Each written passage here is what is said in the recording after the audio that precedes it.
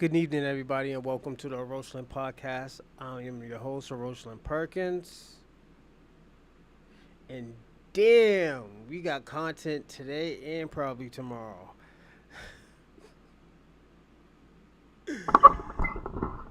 So, today, I was watching Cameron on the Diddy case.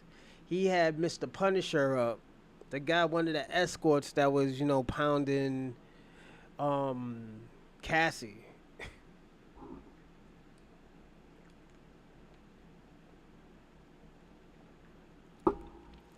And if that shit doesn't get crazy, I don't know what is, man. I didn't keep up with the Karen Reed case, but I think that case is almost over. So it's good to see that it's almost over. Hold on, turn up barrel with the. Give me a second, everyone.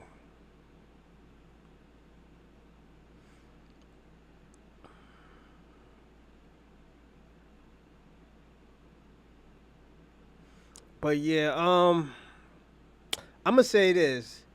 In that Karen Reed case, they're going with that the tail light scenario.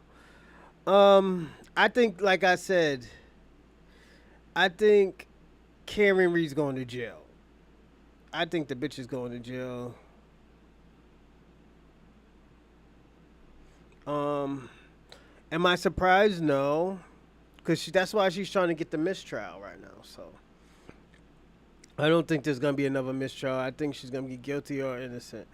Um, what's going on with the Diddy case? Oh man, everybody's getting cross-examined, from the assistant to the employees to everybody. I think the mama might be next. Mama Combs. I wouldn't be surprised. But I think I'm gonna be personally honest. I think Cassie had something to do with it. Yeah.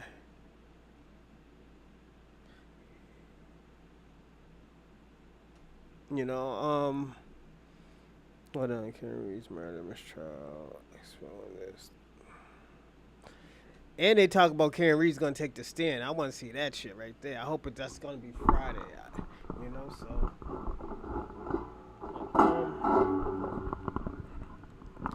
I do say this. Damn. Hold on one second. Rare photos you've never seen before.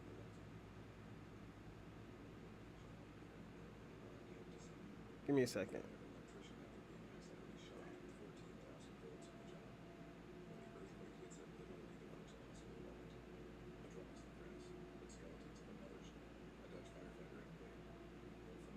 But yeah, today we're gonna have an interesting show today. The question is the diaspora envy of foundational black Americans cultural influence? The reason why I asked that because I was listening to Tariq Nasheed today, and he always gives me good topics and stuff. He was talking about let me see what this man was talking about. I was gonna get into some stupid shit today with 1090 Jakes, and I was gonna do it tomorrow. I'm gonna be personally honest. I don't want to deal with 1090 Jakes. I'm not a big fan of him. I don't give a fuck if he's from Boston. Well, Malden.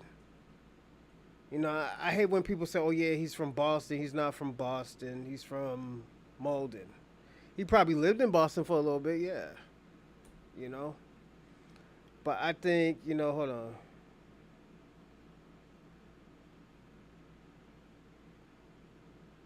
It's just hold on. Give me a second. I need to hear something.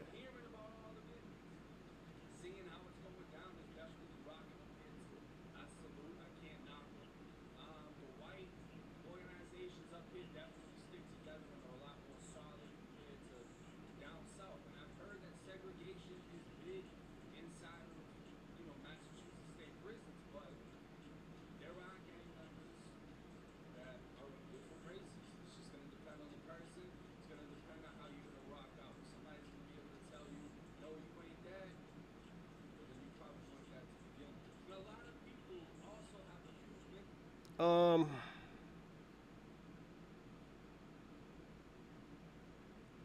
Yeah, I'm gonna be personally honest. Like I said, I'm not a big fan of 1090 Jakes. Never have been, and the reason why is he spoke on some shit that he knows nothing about, and that was the shit about my uncle. I'll tell you the story now. It was the shit about my uncle. My uncle got popped in JP. He didn't know the whole story. He didn't know the whole story. Nothing. Some niggas probably told him stuff. I personally know the whole story. I know what happened. Some of the shit that he was saying, he didn't say. Like the nigga who shot him, and they caught the nigga was scared. He was talking about going into protective custody because he was feared for his life. 1090 Jakes don't talk about that type of shit. He talks about, oh yeah, this nigga was a goon. No, the nigga was fucking nuts. He was crazy. He was a nutty nigga. Not a crazy nutty nigga, but he was a nutty nigga. He was not all in there. You know?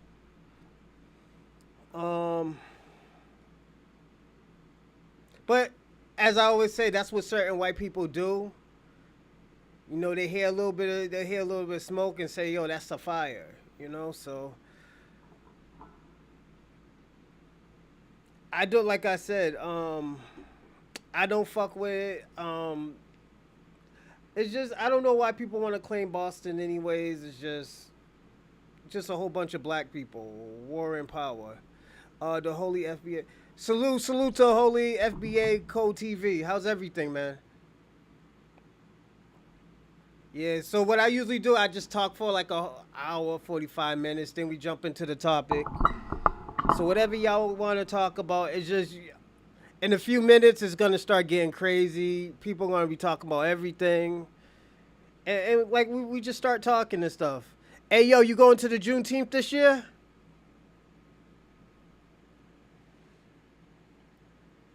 Cause yeah, what's going on, Randall? How's everything, man? Salute. Yeah, but yeah, I'm going. Fuck 1090 Jakes. I'll actually talk about it. Like yo, I'm actually gonna go to the Juneteenth event to this year. But I was telling the guy the guy who supports Reparations Commission, is he doing anything for reparations down there? I'm good, just here to support my FBA family. Salute. Thanks, man. I appreciate it. You know. But yeah, Boston is big on reparation. I mean not reparation, the Juneteenth thing. So definitely, we do an event at Franklin Park near Franklin Park Zoo. I think I'm gonna fuck with it this year. I haven't been in Boston for a while. I just been getting my money up. I'm gonna be personally honest. Ever since my uncle got out of jail, I gotta go see him this weekend anyways. I'm gonna see him Friday when I go see my grandmother. I just found out my grandmother had Alzheimer's, so I gotta go see her and stuff like that. Like I am excited, but I'm not too excited. I just don't want to see my mother. I haven't seen my mother in like 3-4 years. I'm not excited to go see her. It's not that I don't love my mother. It's just my life has been better staying away from my mother. So yeah, sometimes it's just like that, and sometimes you gotta change for the person. I grew up in Roxbury. Hey, what part of Roxbury?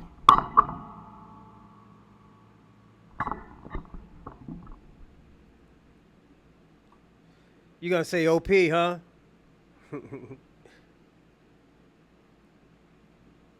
I'll be surprised if we lived on the same street or something.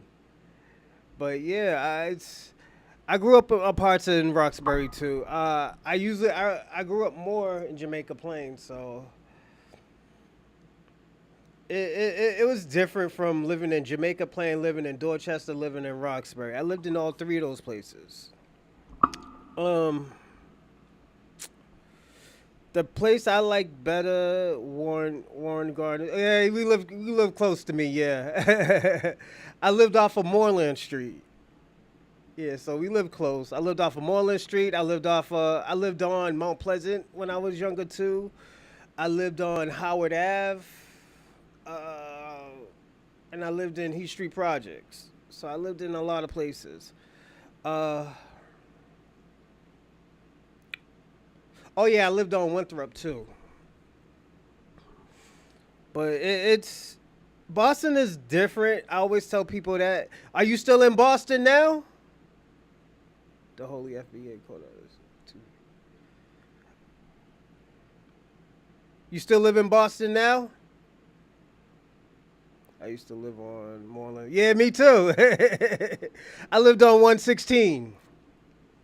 So that's all the way down near that store in the intersection of Blue Hill Ave. I lived on that part. So yeah. Yeah, I lived over there and stuff. It was all right. No, I'm not. Yeah. Hey, that's good that you don't live there no more. Boston has changed, so you left at a good time. Um, but I still go. I'm going back down to Boston for the Juneteenth. Definitely, and I'm part of the Reparations Commission in Boston, so I'm a part of that right now. I ran loads into Boston and New England. I would clown them. Yeah, they got that accent, and everybody always think Boston has that accent. That's that Irish accent. That's not really a Boston accent. That car, that fire. Hey, we're going to the bar, man. You know, we don't say that shit. Uh, the reason why, like I said, it was Irish.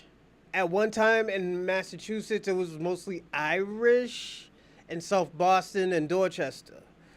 But we my family moved in Massachusetts in the 50s. Yeah, shit, you know. All right, give me a second. I'm gonna put it in the live chat.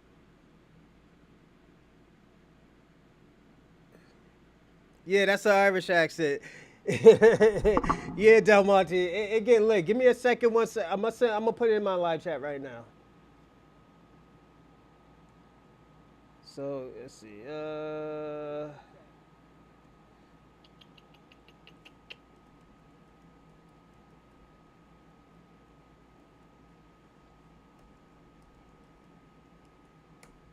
Oh, hold on.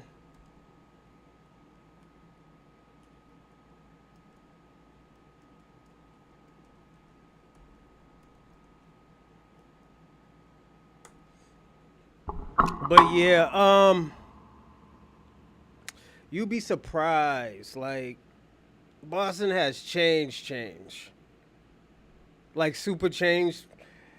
But the thing about it, people don't know. And like I started to notice this like probably like 10 years ago. People notoriously get kidnapped in Boston. Yeah, a lot of people get kidnapped and low key don't know. Like I was just watching the news earlier. Yo, a cop just got kidnapped. I mean, a female cop just got kidnapped like 3 or 4 days ago. She was fucking around harassing somebody. And some dude kidnapped her.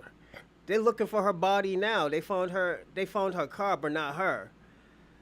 But I started to notice like, yo, they do that shit in Boston now. You know, just kidnapping people. And Boston's really known for like bank robberies and shit like that. You know. I remember when the 9/11 happened, people were telling me that was it motherfuckers was robbing banks because everybody was leaving Boston to go help New York, and motherfuckers was robbing banks. I heard, so it was crazy. You know, it was super crazy. Give me a second. Oh, shit, I was supposed to be playing something.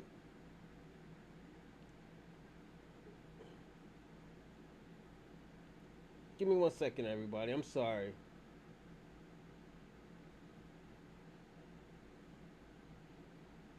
Mm.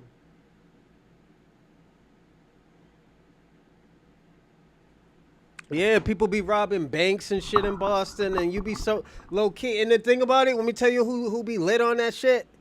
White people. White people be robbing fucking banks.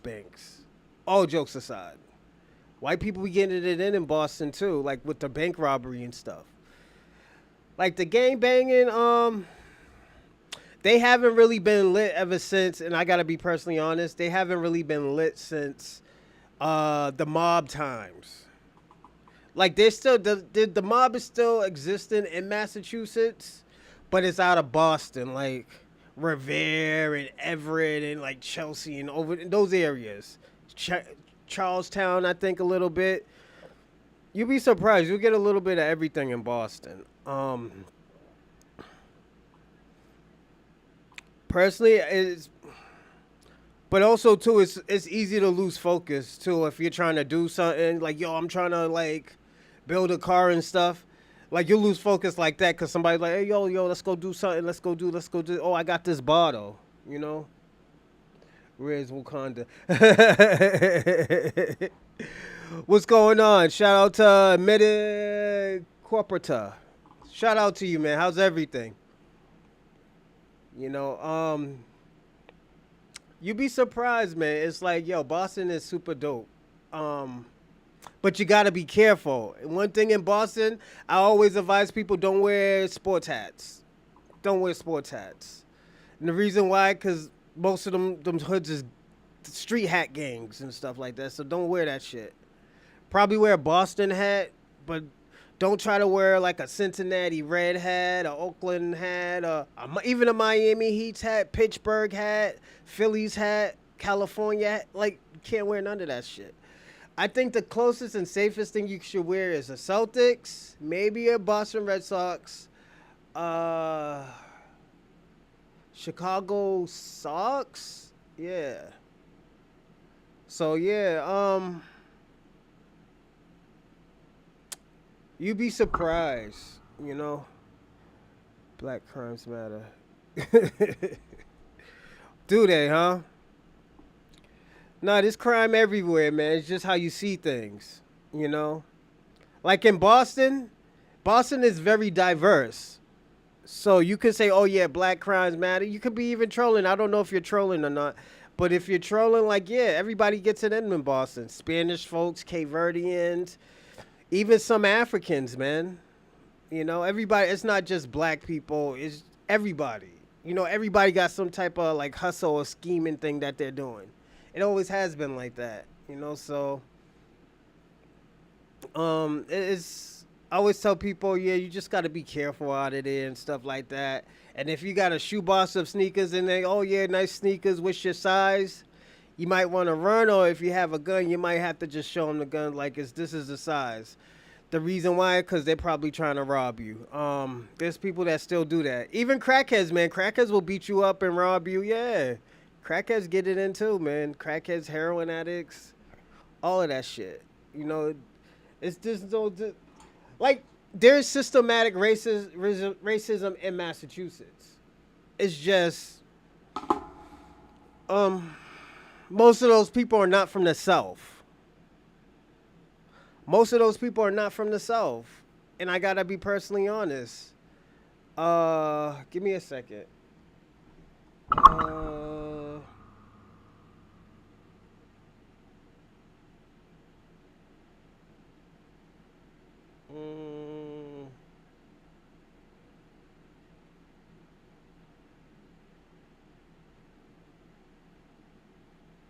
Yeah, most everybody's not from the South. Like Boston is filled with mad Irish people. That's a big population of Irish people in Massachusetts. So, like Donny Alls, like the Wahlbergs and stuff like that, they're from Dorchester. That's when Dorchester was white. If you go back to where they're from, I think they're from Savin Hill. I think that's where they're from. That used to be an all Irish gang area back in the 50s and 60s. Most people don't know that, but yeah, it used to be an Irish community. All of those people who are Irish, those racist Irish people, they moved to Quincy, you know, so because it was cheaper, and if you go to South Boston and those areas, it's becoming more of a college area, you know, so yeah. Give me a second. Uh,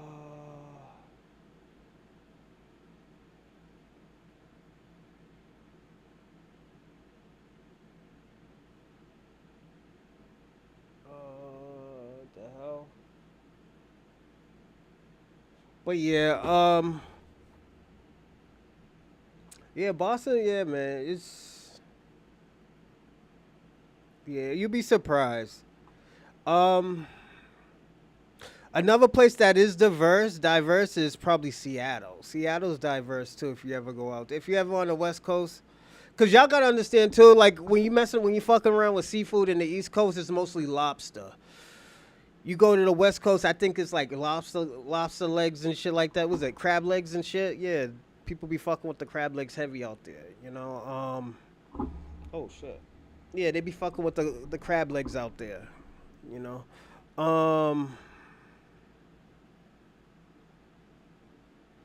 I do would say I can say this. Um, if y'all do go to Boston, just go into like Roxbury, Dorchester when there's an event like Juneteenth. Juneteenth is coming up. That's the best place if you're black going into Boston. You don't want to go in there because it's still sketchy. Don't get it fucked up. It's still sketchy, and people will try to still do something to you. Don't listen.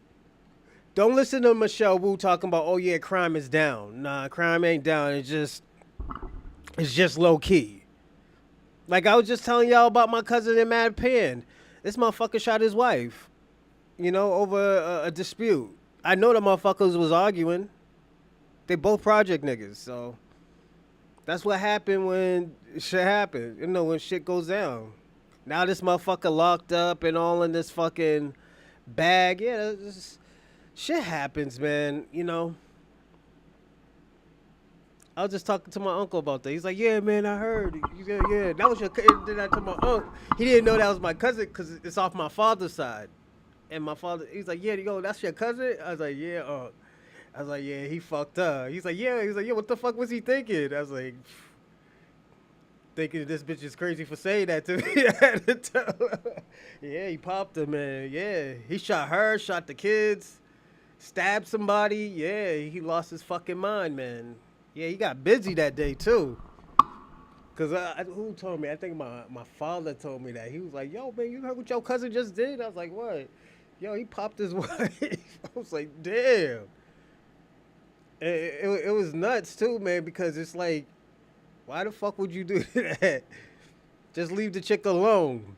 But some people ain't all tied up in there. That's why I be telling girls, don't be arguing with your husband. You don't know if that motherfucker's having a bad day and he just flipped out and shot somebody. It's a weird situation, man. Give me a second.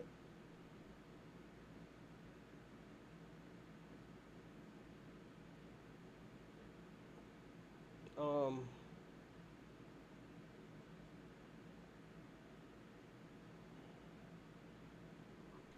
but yeah, man, it's a weird situation where shit just goes left, man.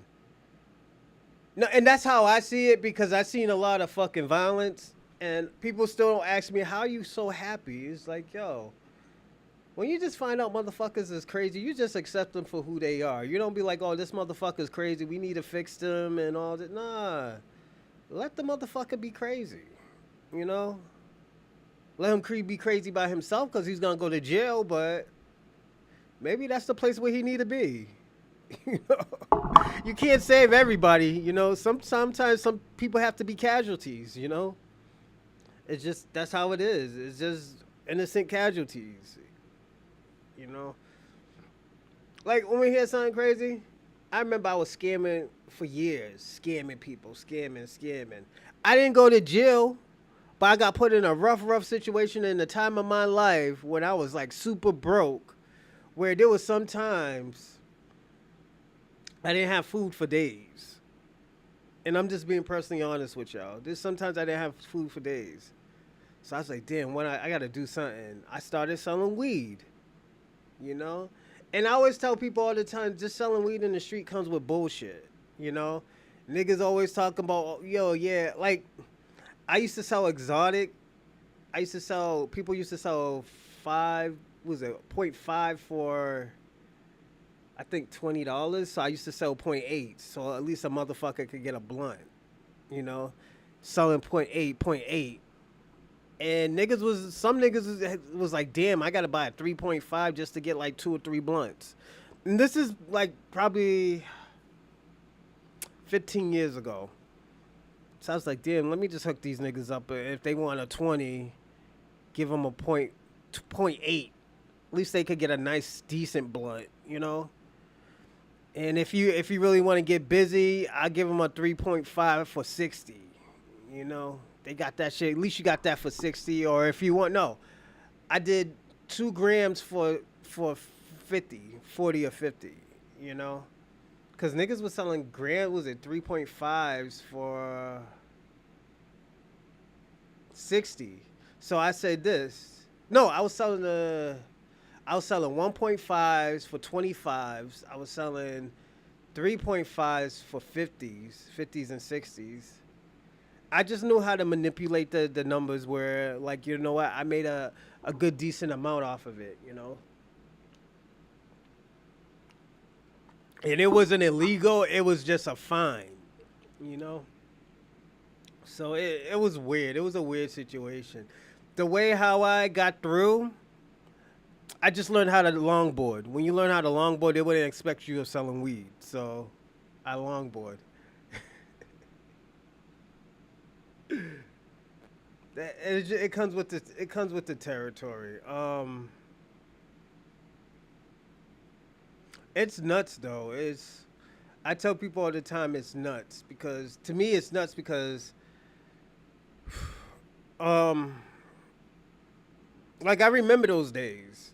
I remember those days like when I didn't have anything at all. You know, like I'm up one now. I'm up. You know, and I guess being broke, Jamaica's taught FBAs how to sell weed. Y'all motherfuckers don't know how to sell weed. Y'all couldn't even sell weed in y'all own country. What the fuck? Motherfuckers been selling weed ever since the 40s and 50s. What are you talking about, bro? This man. Y'all got caught and they had to ship your boy back to Jamaica. What's his name? Christopher Cokes? Yeah, I remember Christopher. The Shower Posse. Motherfuckers didn't know how to sell drugs. The motherfuckers know how to butcher niggas, yes. But not sell no drugs. They sucked at that. Y'all motherfuckers was still running around in flip-flops, my nigga. Come on. What's going on, Kwame? How's everybody? Yo, that's Dr. Umar's cousin right there, Kwame. What's going on, Kwame? How's everything? How's your Tuesday?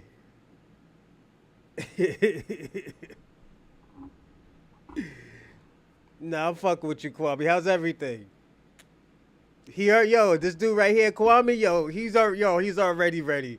This is why I make topics like that, cause the Pan-African community and other communities, especially the FBA community, we're always ready. FBA is always ready. We always ready. The Pan-African out there, they're ready too, and even some Tethers and immigrants. You know, the Tethers and immigrants they be ready too. They be ready to enjoying my Tuesday. How's your? I'm chilling right now. I'm chilling. Drinking a 3D right now. I was supposed to go. I'm supposed to be at wrestling practice today, but it's mad hot, bro. It's like 85, 90 degrees in Boston right now. I mean, yeah, in Boston it's like 85 degrees right now. You know, I'm not in Boston, but I'm in Boston. You know. Hey, yo, Kwame, you going to Juneteenth in 2 weeks in New York? You better be going to Juneteenth, man.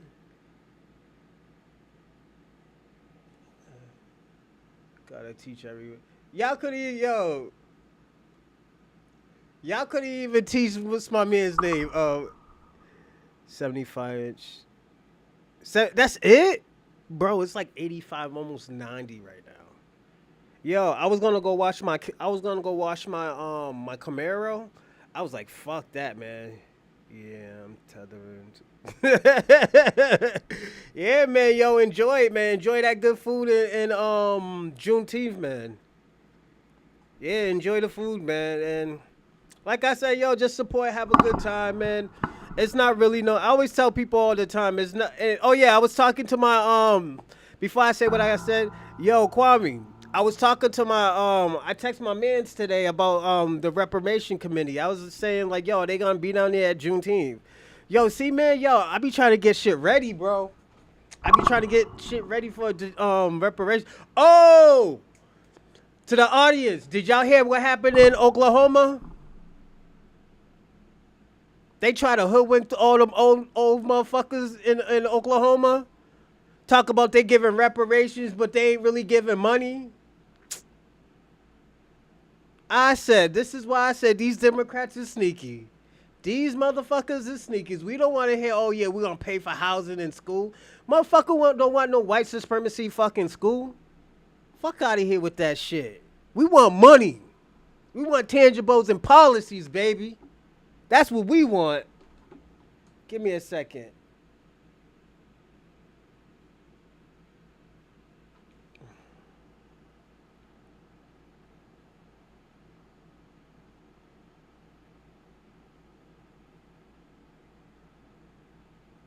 Hold on 1 second. Someone was just delivered to me.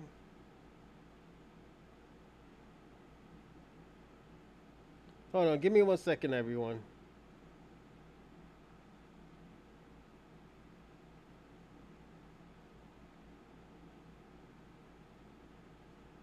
All right, we good. But yeah, they had a big celebration in Bed-Stuy for African Day.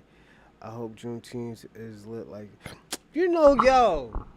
You know Juneteenth is gonna be like, come on, Kwame, stop playing. You really playing around, Kwame? You know Juneteenth. Yo, hey, quick question. Do everybody want me to go live for Juneteenth in Boston? It's up to y'all. I can do it. I took the day off of work, so if y'all want me to go live, I can go live that day. It's up to y'all.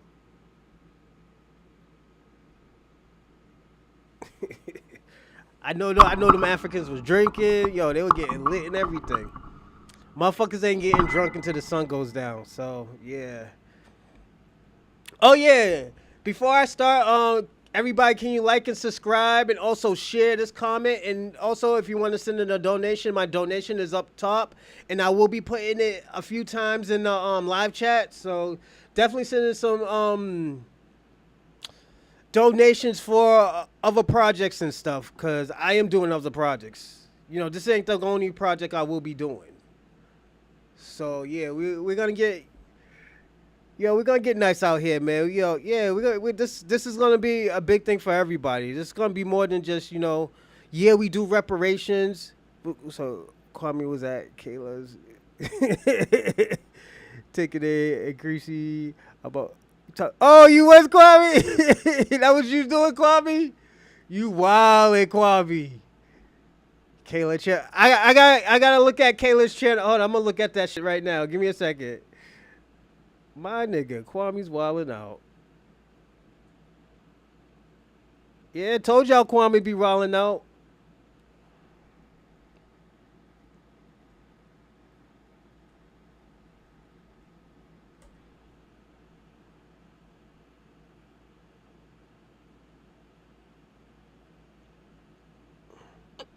Damn, Kwame, you out here wilding out on people, man? You wilding, man.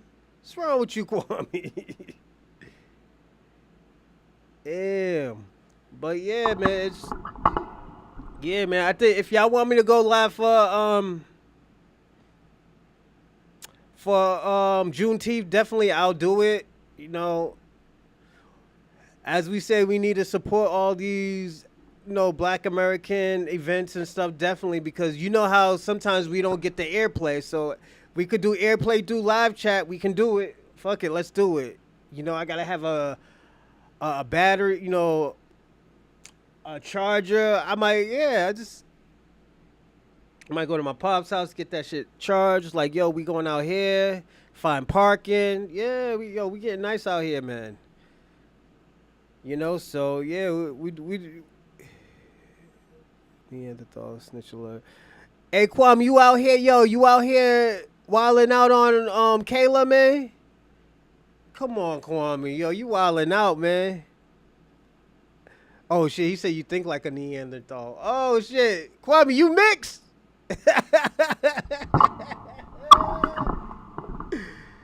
Yeah, y'all nuts, man. Y'all stay going nuts on each other. Yo, this is why, yo, audience, this is why I always like, yo, I talk for like 45 to an hour. Just because, everybody, yo, they be going wild in the chat, man. I appreciate it. That's why I always say I appreciate everything when y'all go, wild out in the chat, say what y'all want to say. Like, homie, what's the homie was? Meta Corpora or something like that? Corruptor? Mid Corruptor or something like that? Yo, go loud. Yo, wild out in the chat. I don't care, man. Do your thing, man. I'm not going to tell you to, not do it. You're the only one with... I'm 100%. Kwame, you're not African, man. You're not 100% African.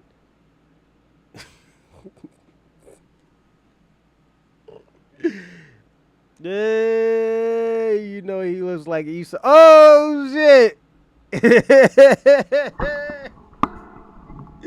My man said you look like Esau. That's crazy. Hey, yo, did y'all hear that shit on, I don't believe in the Bible or made up characters like Jacob and Esau. Actually, those were real things. It's just, do you believe in, what's the word? I forgot the word, but when I think of it, I'll let you know. But yo, did y'all see the shit with Cameron and Mr. Punisher? So if y'all didn't see it, Cameron talked to one of yeah. That's who Esau was, Kwame. Oh yeah, scholars. Kwame, do you believe in scholars? Well, there was 13 scholars that made the Bible. So yeah, if you believe in scholars, you gotta believe in the Bible. That's why they call it the good book. Yeah, they call it the good book, man.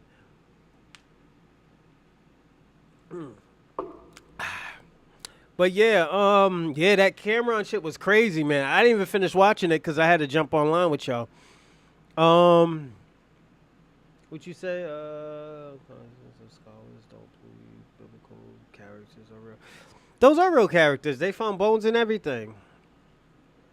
Like they found they found bones from where Solomon Gomorrah lived at. They found hundreds of bones. Hundreds. Mm-hmm. Like they're real facts. It's just if you understand. Hold on, a lot of scholars, Jewish scholars who promote these fake characters. Hebrew, not Jewish. Jewish means Jew-like. It's Hebrew. Yeah, like when you add ish to anything, that's like black-ish. Why you think people don't say, "Oh yeah, he's black in this"? Cause blackish means like you sort of like it. That's why like the Hebrew Israelites, they never say I'm Jewish. They say I'm Hebrew. Name one person in the Bible they have bones for Moses and Abraham. They have bones from Solomon and Gomorrah. They found people's bodies and stuff. They found dozens of bodies and how it happens. Like they can predict how that shit happened. So yeah. I was watching National Geographic, so I don't know if that shit's true or not, but I was watching National Geographic. Yeah. Give me a second, everyone.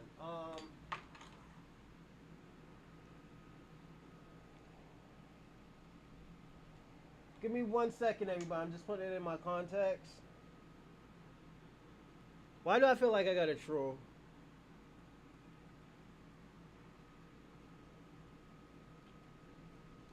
But yeah, Boston is crazy too. Like, yo, let me tell you who hated Boston, but he's like a fucking successful winner.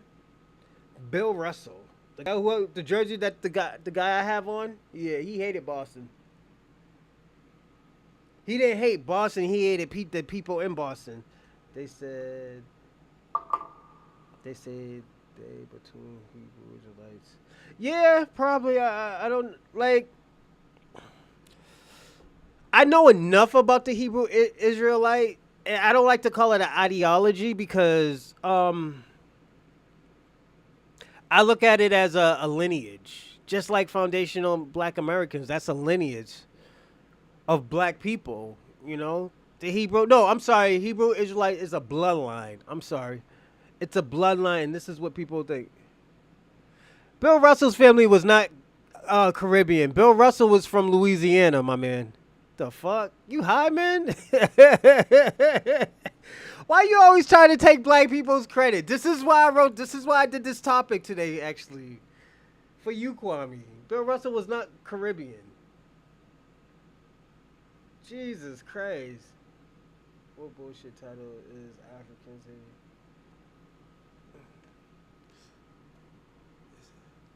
No, I didn't. I didn't write that. I said is the diaspora. Is the diaspora. So not only Africans. So this is why I did this title. You see this? You see this, Kwame? He already took me out of content. So you know what? I'm actually glad I did this. Yo, Kwame's wild. No, I know you're playing, Kwame. This is why I did this topic, man, because not to ruffle no feathers, but just to see how y'all think. You know, y'all don't got to believe what I believe. Y'all don't even know what I believe. Y'all might think. Does African Americans were displaced, stolen people from different parts of Africa? Not all of them. So Chuck, do we gotta do this? We do this we do this every episode, Chuck. So I don't mind doing it. Especially, I don't know if you're new to this, but I will say this. We have done the research, and not everybody's from Africa. There were already people already here. Only 4% of Africans came to America that were on slave ships. Yes, we do have African DNA, but so does white people, so does Chinese people, so does the European. Africans were Afrocentric people, or Afro humans were the original people.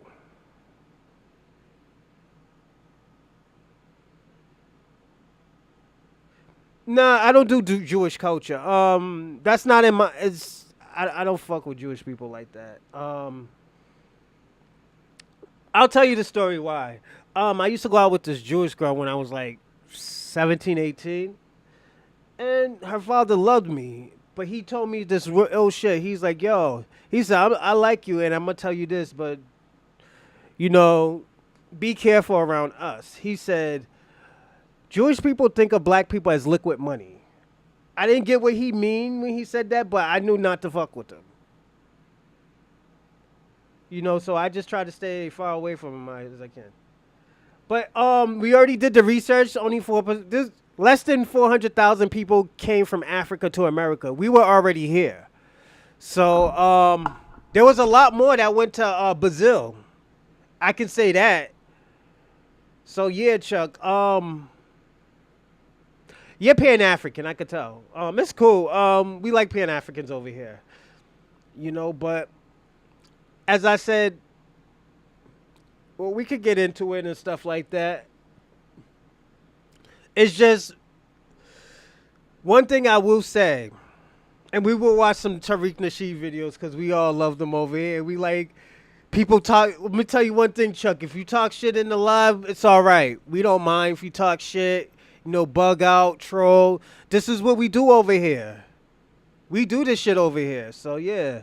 What's going on, YouTubian? How's everything? Yo, you going to Juneteenth in 2 weeks? I know y'all got a Juneteenth in Texas. Yeah, y'all better have it. Come on, man.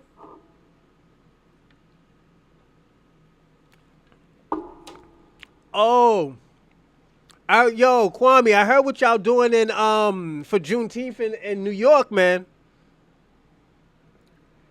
I was watching the trailer of the dude who killed the brother. Yeah, the girl was like 19, and the dude was like 33. You talking about that one? This is why African Americans are being, you know, this notion that y'all are not African. You African. No, it's discounted that they were black. That's majority of African Americans.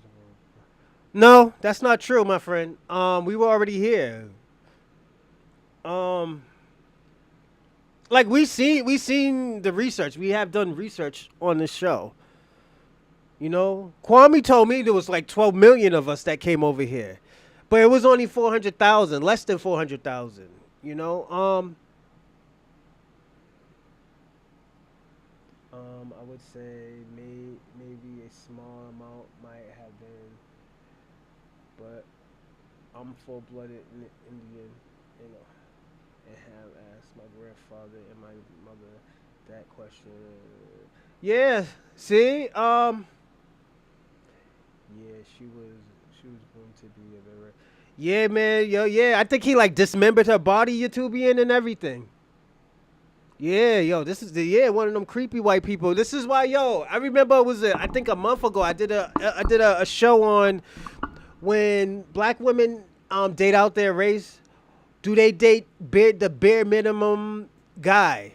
And when I mean the bare minimum, like do they date like poor white people?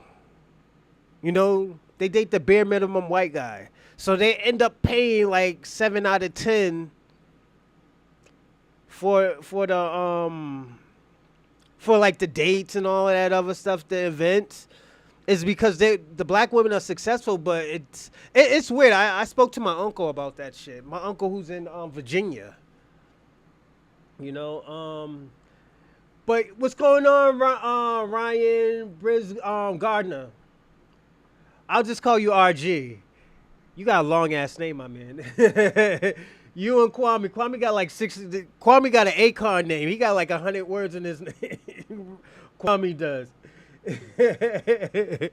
But yeah, RG. I believe the same thing. My great grandmother's mother, she's from Alaska. You know, so I don't know how the motherfuckers got to Georgia, but yeah, they got to Georgia all right. You know, but I believe it. You know, like I said, Ryan, I believe it. I believe it.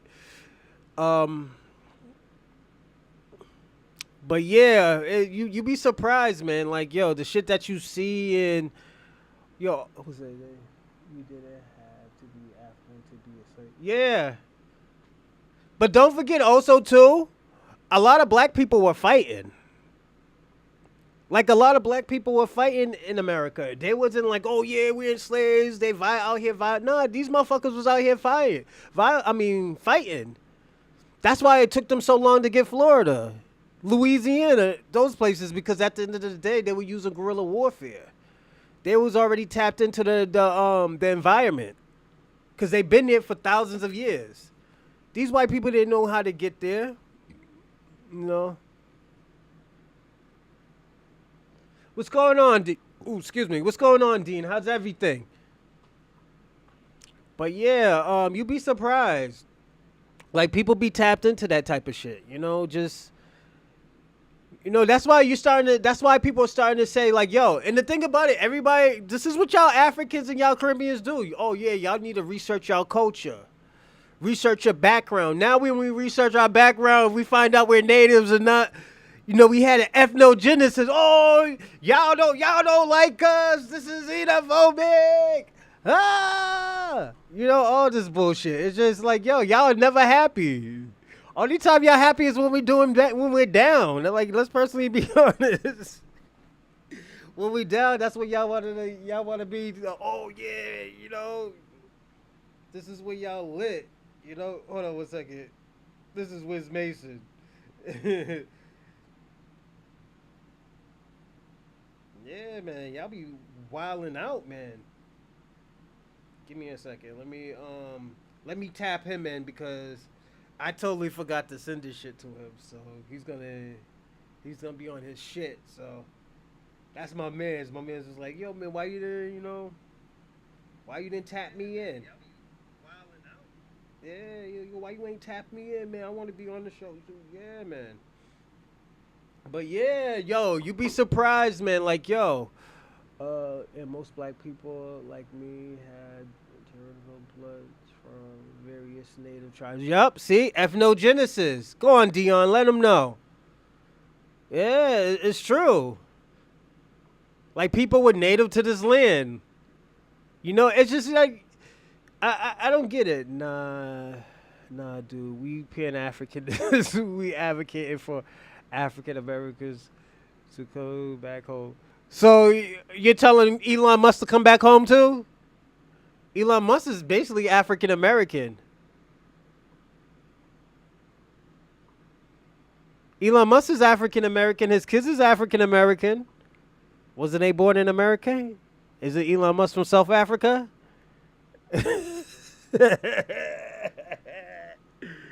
Native Citizenship Act of 1924.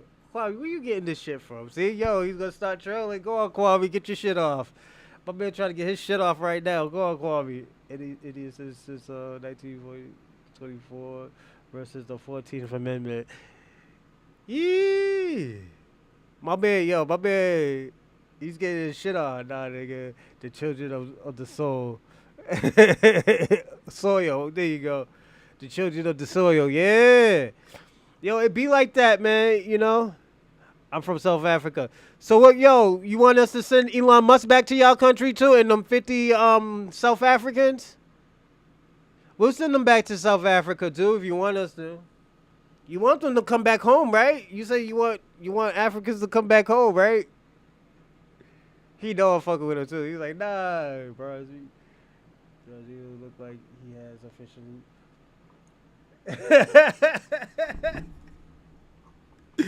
Yo, if you see my family, you'll be like, damn, like, yo, like they're from the South. Like on my father's side, they from Augusta, St. Clair's, Savannah. Augusta, St. Clair's, and Savannah, Georgia. On my mama's side, they from Selma, Alabama. And is it Montgomery, I think, or Tuscaloosa. I think my grandfather from Tuscaloosa. So yeah. My grandfather's mad fucking tall. He's like 6'5", 6'4". Yeah, he's tall as fuck.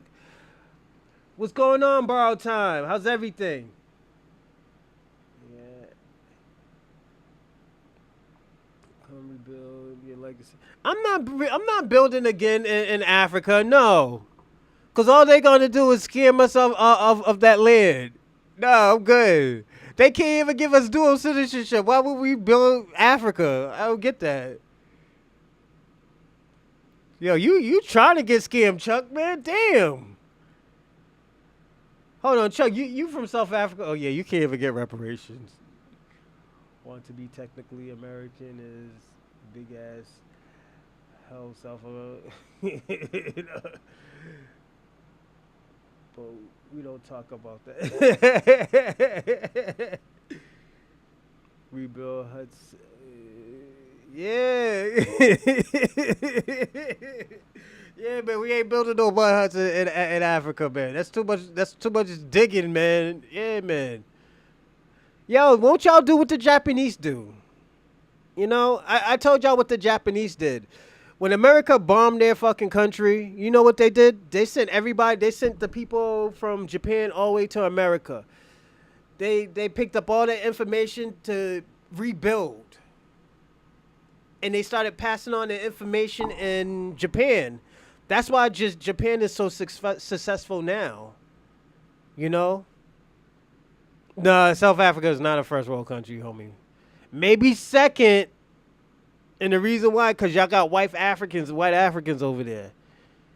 Even though they're stealing shit out y'all land. And they're probably British, Dutch, and probably Belgian people, So I personally would not move to Africa. South Africa, definitely, especially y'all rank 1 in sexual assaults on men and women. So absolutely not.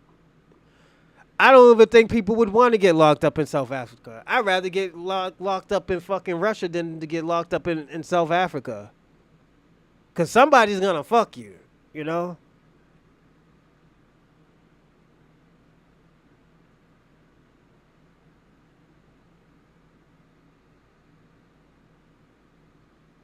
Yee! You so lost. Yeah, I'm lost. All right. I'm lost not to go to. I'm so lost not to go to South Africa. I tell you. But shout out to South Africa. Y'all got some cute women over there. But yeah, I'm not going over there, man. Nah. Hell nah, man. Why you think what's her name? Tyler, she got the fuck out of South Africa. She could talk about South Africa all she want, but she's not in South Africa. She's in America and Europe right now. So yeah, she ain't going back. He's not alone. He's at home. You the one who ran away. But I will say this. I love America. Thank you. Yeah, we built this shit. That's, y'all gotta understand, this is Black American lineage right here. White people can tell, oh yeah, we built this. No, they didn't know how to do it by themselves. They had to get help from black people, black natives. They were on, it was so bad that they were on the borderline of, cannibalism, you know? You gotta give credit to us, you know? Like, yo, you know how insulting is saying that, like, yo, you need to leave your land and come to my land and, like, be happy? That's very insulting. That's like me saying, like, leave your fucking mud hut land, your mud hut country and stuff like that, and you could come to my country and get some pants and a shirt. And at least we'll get you some sneakers so you don't have to use flip-flops. You'd be like, yo, what the fuck is this dude shitting on my country for? Or why is this dude shitting on my ancestors?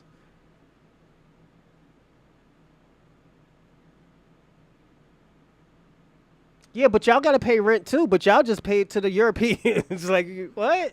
Yeah, I don't get what y'all trying to say. You know, the founding fathers of America are white. White slave masters. But they didn't find, how are they the founding fathers and they didn't find this land? There were already people on the land. You know? How fun is talking is white. Yeah, that shit is crazy, man. You know, they need to get that shit together, man. It's a generationally ingrained attitude. Yo, one thing I will say, and another reason why I would never move to Africa, because y'all worship white people. And y'all treat black Americans like shit.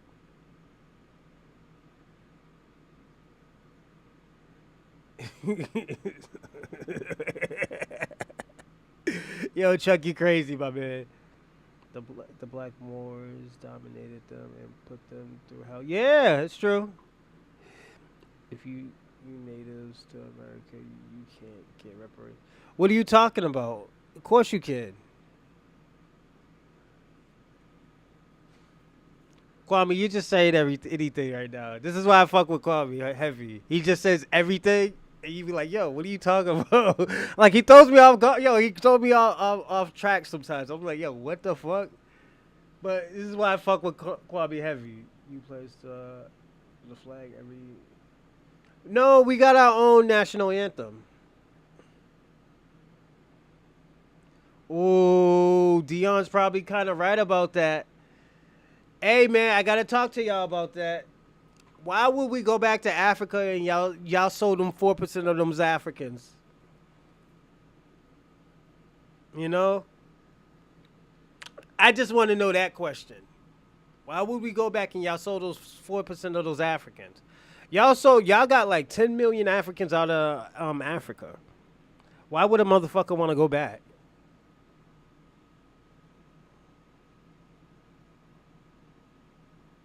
You know?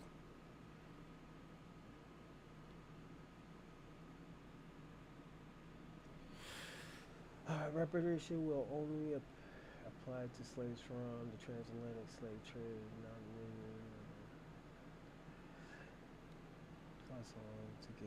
Hey, yo, you know what? We can actually talk about reparations. Did y'all hear what happened in Oklahoma?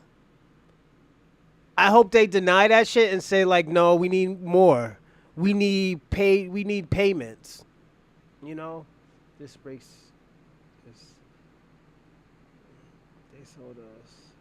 We still ended up donating and then giving them point.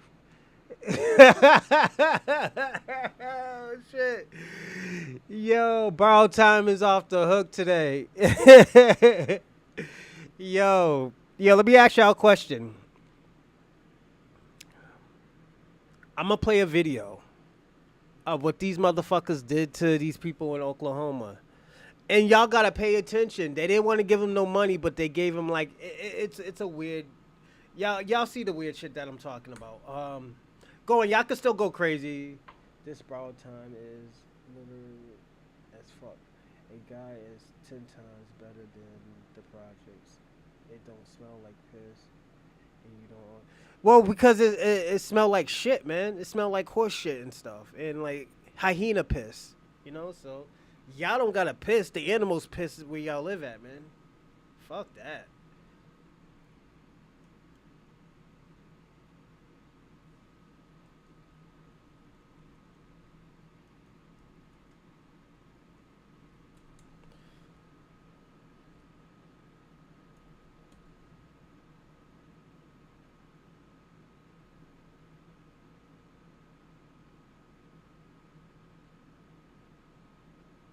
But yeah, y'all keep on going crazy in there. Just give me like 45 seconds.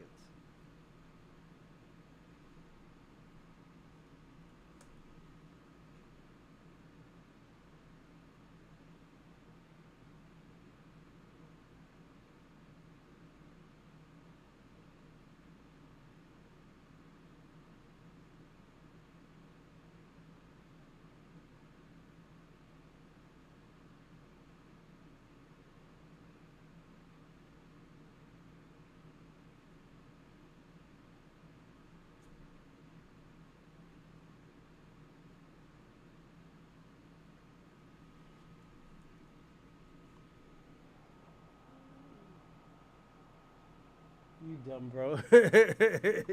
Yeah, Chuck, I told you, man. Yo, we get busy over here. So yeah.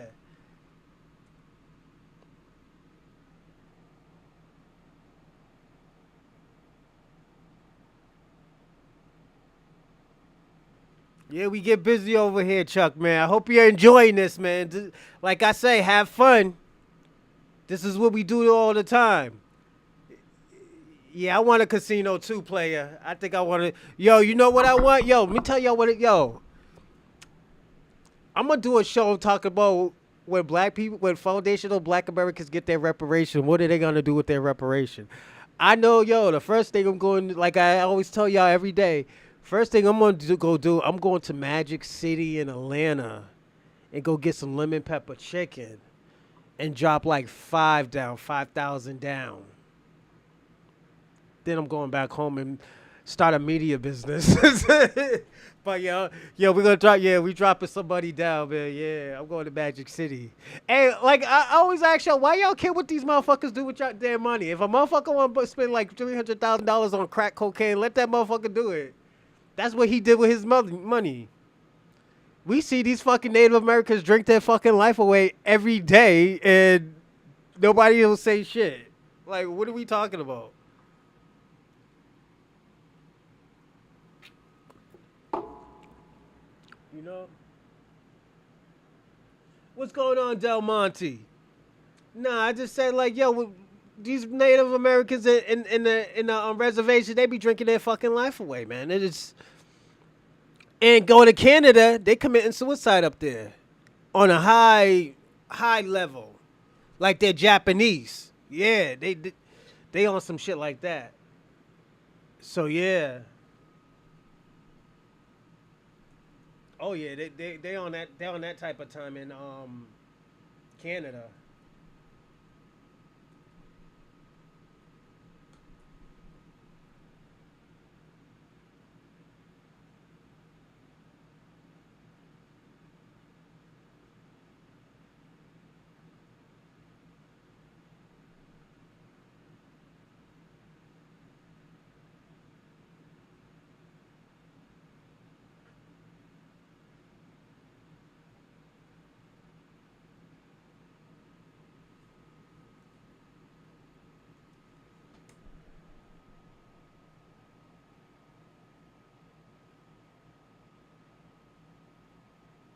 Hell yeah, we're gonna be lit out here. Let motherfuckers get that, we're gonna get that reparations. They already talking about Tulsa. But they giving them nigga pennies. I'm not gonna be lying. I ain't gonna lie about that. They only gave them and they only gave them to people whose family was a part of the Tulsa riot. It was only like 100 million. I was like, if these motherfuckers don't stop, they need to give more money than that. Then after that, they're not giving them checks. They basically giving them like fucking welfare. That's what they're technically doing. Then they was like, oh yeah, then we're gonna give you education and we'll pay for your school and board and all this other shit. I'm like, yo, are these motherfuckers serious? You better give them motherfuckers payments. You know? Y'all think Africans are taking shit and pissing off? They are, man. Don't sit there and lie like that. They are. You got animals pissing on them when they sleep. You got motherfuckers skinny with their belly stick poking out and everything. Hungry. Fucking motherfuckers with the flies on their eyes. I seen the Sally, the Sally Struthers commercials. Motherfucker can't even blink.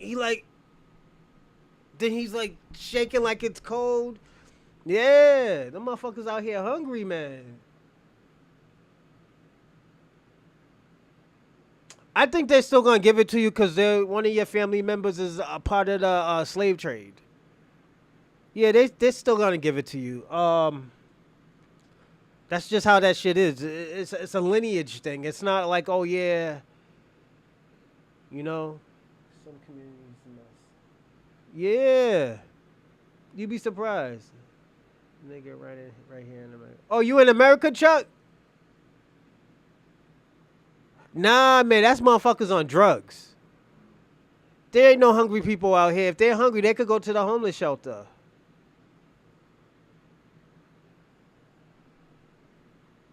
I don't know what that word is. That's, over my pay grade, my player. But yeah, it is. You'd be surprised. You can't be hungry in America. Like, if you're hungry in America, it's on some pride shit. Cause you could go to the soup house and get some homeless food. Yeah, I used to work at a homeless shelter, so that's how I know. Then let me tell you something about a homeless shelter. The homeless shelter is lit. When I say they have the best things, they had all this expensive like shampoo and body wash, cause it's donated. Them motherfuckers was eating like KFCs every night. Motherfuckers was lit.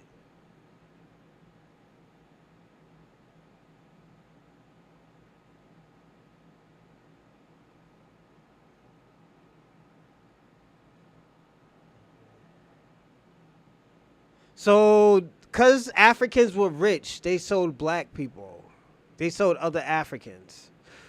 What's going on at CNG 215? Shout out to you.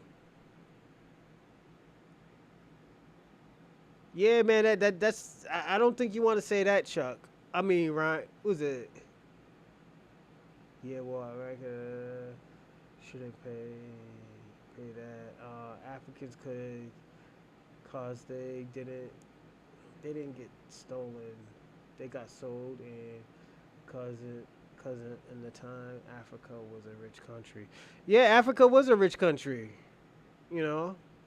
This is why we say like, you know what? We can't fuck with Africans, cause they'll be right down with that white supremacy shit. Even though it was only 4% of blacks.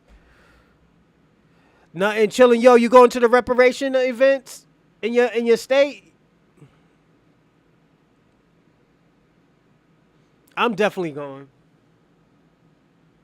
I'm going in Boston, so I took like 2 days off of work. So, we're gonna need help. Good luck. I'm going to reparation. I'm going to the reparation. I mean, not the rest. I'm going to the Juneteenth. I'm going to the June. I mean, are you going to the Juneteenth in your state? My fault. I meant to say Juneteenth. Yeah. Yeah, I hope all y'all going to the Juneteenth thing. Yeah, me, I'm going, man. Fuck that. We're going to have a good old time. Hell yeah. Hold on, give me 1 second. I think I got an award or something. 85 subscribe. Oh shit. Yo, y'all got me lit out here, man. Hey man, thanks for the subscribing. Thanks for the subs, everybody. I'm up to like $1.50. A little bit over $1.50. Salute to y'all. Thank you, man. They see the numbers and stuff. The views is up too. We're in like the 6,000, almost 6,000. And this is like, I think in the month of May. Yeah, y'all got me lit this last month, man. What? Thank y'all, man. I appreciate it. Yo, last month we did over 100 subs. We did almost over 6,000 views. It's 5,863. Yeah, we lit out here, players. You know, hell yeah, I'm going. Yo, I'm gonna be streaming. I'm gonna stream at the Juneteenth thing, definitely, dude. They treat Mexicans better than y'all. Everybody, actually, no, not necessarily. Mexicans is getting sent back to their country. They were technically supposed to be the buffer class. So I found out what a buffer class is. It's just saying like, yo, people who just come to this country, and you could say that they do better. Technically, Mexicans don't really do better. Like, we got to say this. Mexicans and Africans are not really successful. You know? It's just they live a certain way than other, like, black people would not live. Like me, I can't live with like 30 people in a house, in one house with 3 rooms. That's fucking impossible. Absolutely not. We're not doing that. You know, they can do that. You know. But y'all don't got no jobs in South Africa. So what are you talking about, Chuck? Y'all ever got no jobs in South Africa? The fuck? Yo, my man Chuck is talking crazy. Go on, Chuck. Do your thing. They giving y'all all shit jobs. No, we don't take no shit jobs, man. What we don't want? Black people are the most successful people in the black diaspora. Black Americans is the most successful people in the black diaspora. Who's more successful than black people? You better not say no motherfucking Nigerian. Who is more successful than black people in the black diaspora?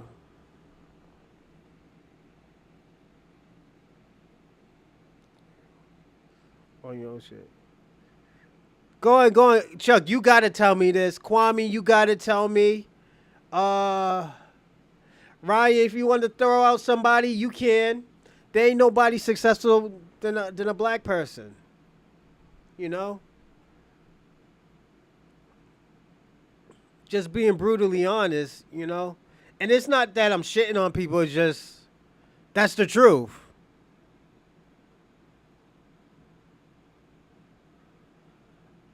We're not talking about education.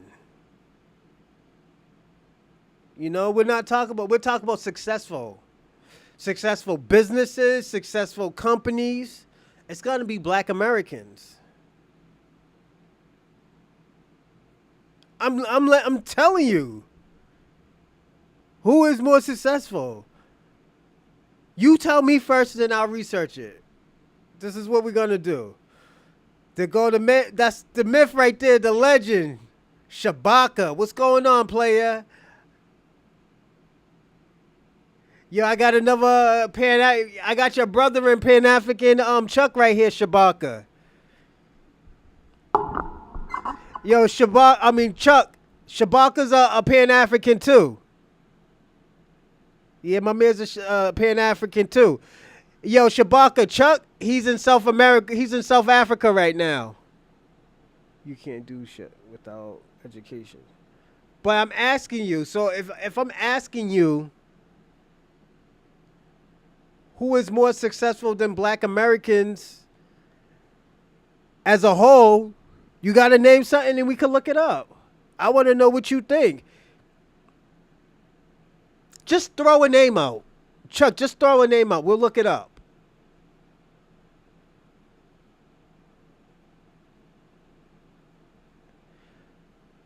You can't, Chuck. Listen to me.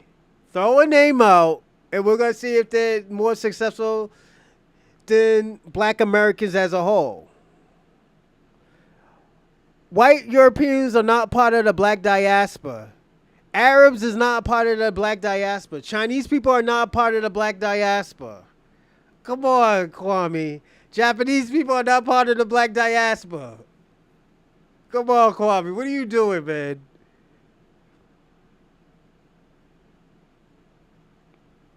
No individual. We're talking about as a group. Because let me tell you why. The reason why I say that, because y'all could do like, oh yeah, that Nigerian guy, he's the richest black man. He's the richest guy out of black people. Okay, but what about what about his people? His country's dirt poor, but he's the richest person in his country.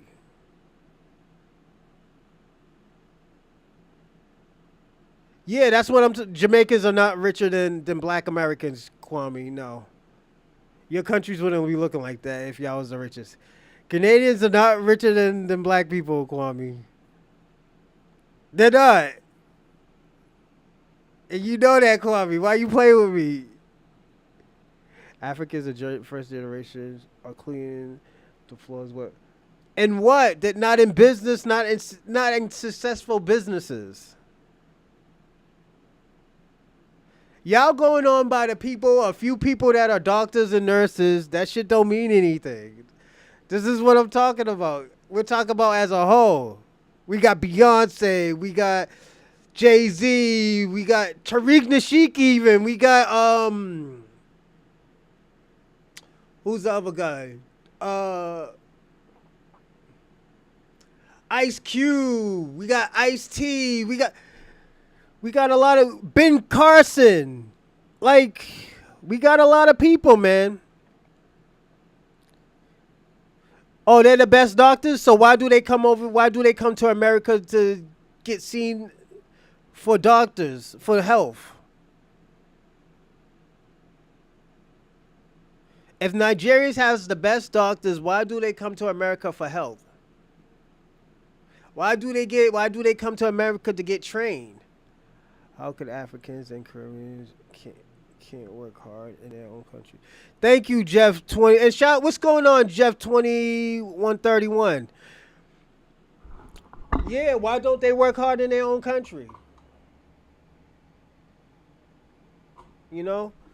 Like, yeah, they're probably decent of what they do, but let's ask this question.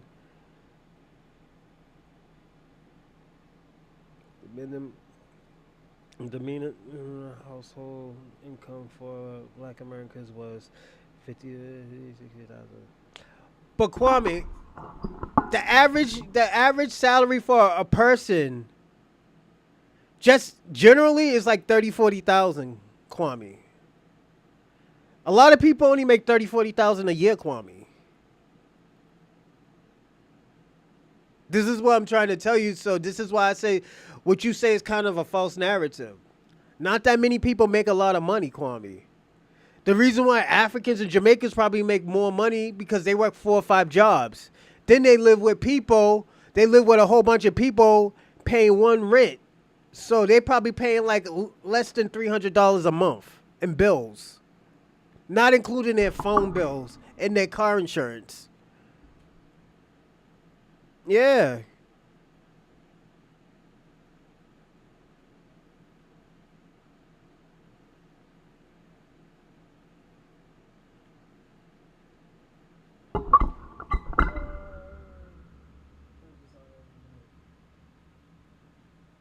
America.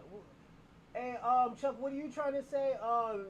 They try to hunt y'all out of America? What's that? I don't know what that is. Black people are the richest. Yeah, we're more richer than Africans. Y'all rich in resources, but y'all don't do shit with them. That's like me being a drug dealer, and I got all the drugs, but I don't I don't know how to sell it. I'm rich in resources, but I just don't know how to sell it. I'm poor in money, you know? No, nigga. They're more educated. But education didn't get them nowhere. Why? If you're so educated, why is your country's a piece of shit, you know? Y'all come over here for, living and all this other stuff. Y'all don't fix y'all country. And so if y'all so educated, why didn't y'all fix y'all country and y'all still have dirt roads?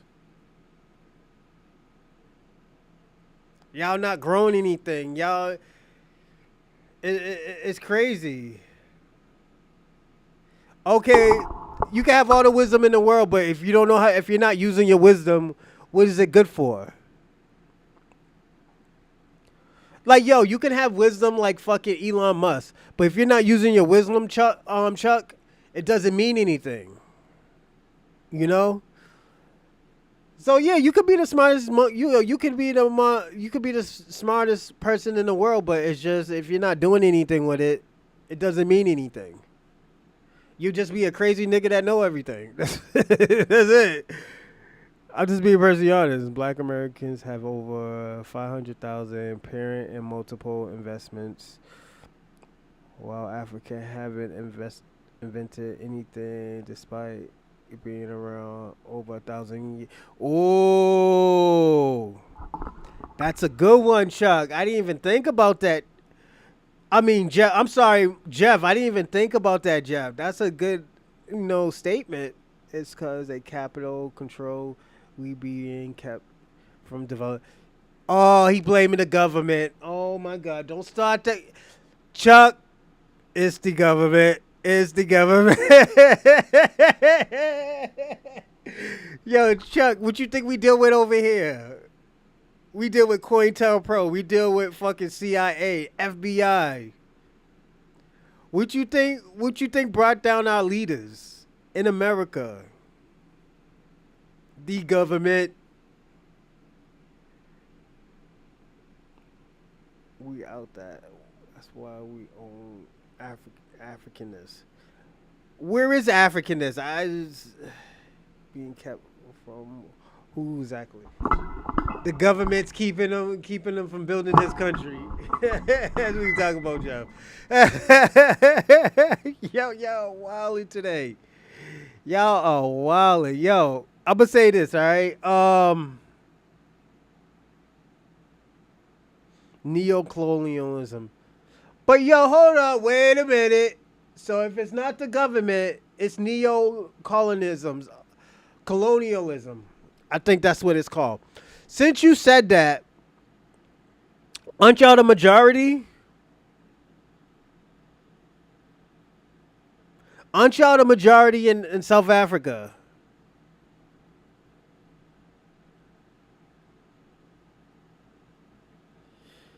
No, I was talking about us, man. I was talking about Black Americans. Us was white supremacy. Yes, yours is white supremacy too, but y'all are the majority. We're not the majority. That's what makes it look worse, because at the end of the day, you should be doing way better than Black Americans. Y'all are the majority of y'all country. Y'all still flee y'all country and come to America. Chuck, that's why I say it looks bad. Y'all can't say shit about Black Americans. And this is why I say, yo, I'm not trying to shit on y'all, but at the end of the day, you can't really say anything. First of all, y'all more violent than us. Yes, y'all way more violent than us. All the violence that go around in America, it does not add up to what y'all do in y'all country. That's one. Second of all, we have built a lot. We have built a lot in the last 150 years. White supremacy just came and destroyed it. We have built communities. We have set up programs and all this other stuff. It was destroyed. Check history. Oklahoma, Florida, Georgia. Yo, it was so bad one time they were trying to erase this community. You know what they did? They put it underwater. And they just started finding it like 2 years ago. Tulsa, Oklahoma, in 2019, they started digging up Tulsa, Oklahoma, and they found 105 bodies. One had a baby inside the lady's stomach. Yes. The motherfuckers is crazy over here. And you talking about, and this is what y'all always say, oh, we don't fight back. No, we fight back. Yeah, we fight back. It's just, yo, we can't go with, we fight back. We fight these white supremacies, but we can't go against the army. We're not a country, you know?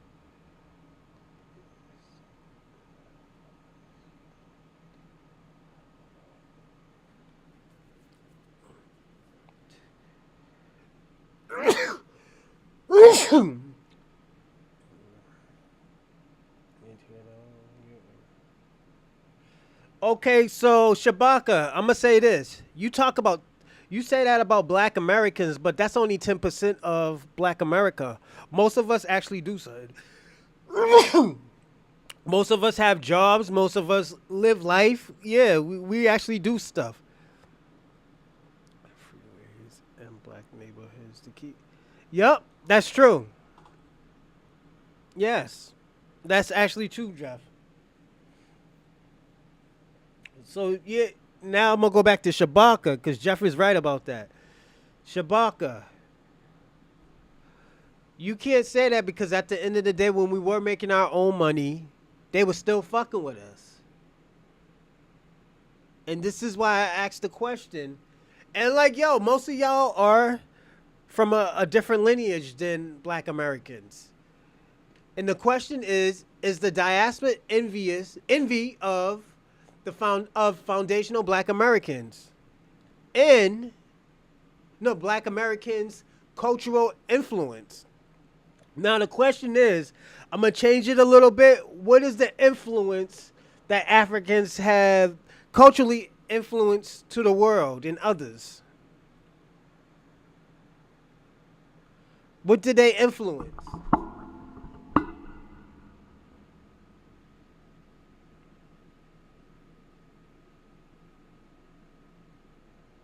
I don't know. It no fight back with what? Whites keep burning shit down. No, we fought back. Don't forget, Black Americans have guerrilla warfare experience. We always fought back. Why you think, yo? Why you think in Africa they don't need yo? When they colonized y'all country, they didn't need chains to colonize y'all. Black Americans, they need chains to colonize us, and half the time that didn't even work. Cause we were out here killing people in all these plantations. That's why they had to let us free. Yes, that's why they had to let. You think white people came out here and just said like, "Yo, you know what? We can't be like this to these black folks. You know, we're gonna let them free. You know what? They're human." No, there's like, "Yo, these motherfuckers keep killing us. We gotta figure out a different way." You know? Egypt, what did the Egyptians create? What did they influence? They didn't influence anything. What, mythology? Nobody don't care about mythology. What did they influence?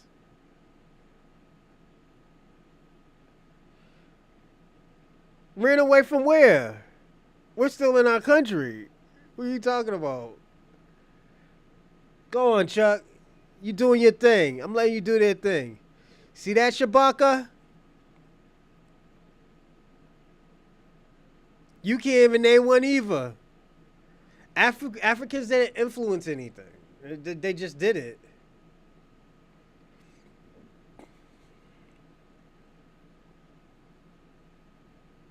Oh yeah, y'all didn't influence anything.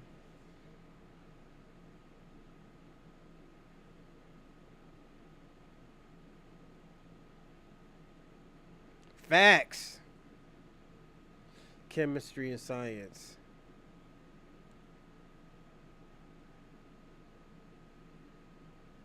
Y'all didn't create no chemistry or no science, man.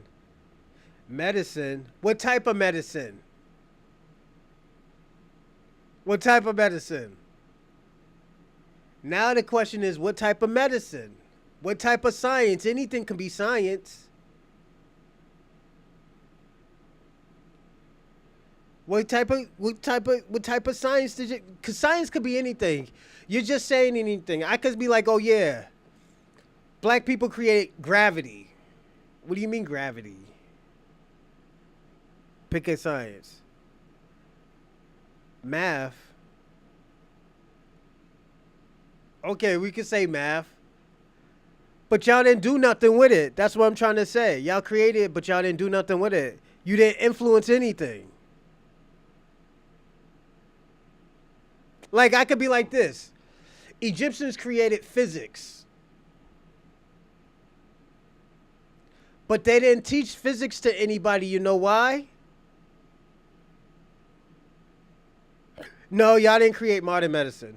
Stop lying now. Black Americans have.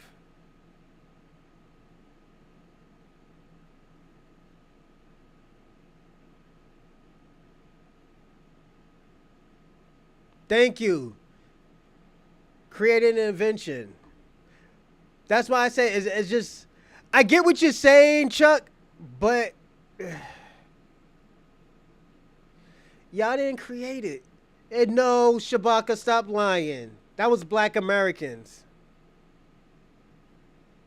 Black Americans created medicine because at the end of the day, when we got sick, nobody was going to take care of us.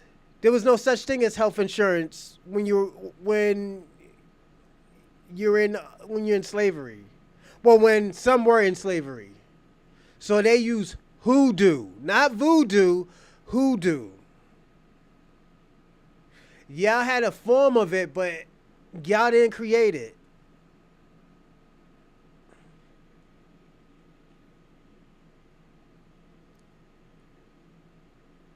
Yeah.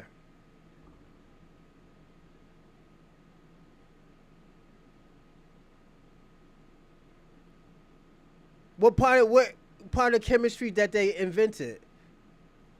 Because a lot of people invented something from chemistry. Like what? What, hoodoo?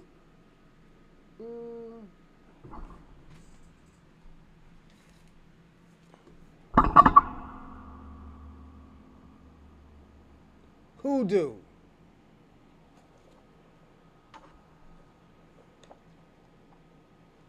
That's the old hoodoo too. I just proved it, Chuck.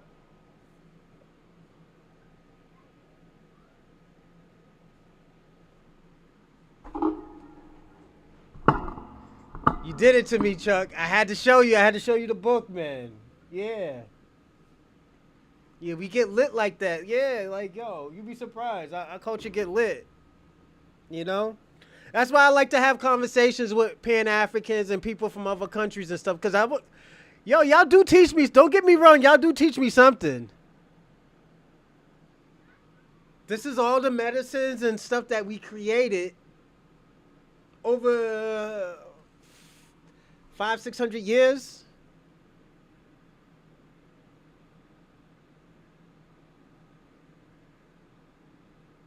Bro, I just showed you a book of hoodoo. Hoodoo is medicine. That's what it is. Like if I get sick, I could go through this book and find a medicine to cure me.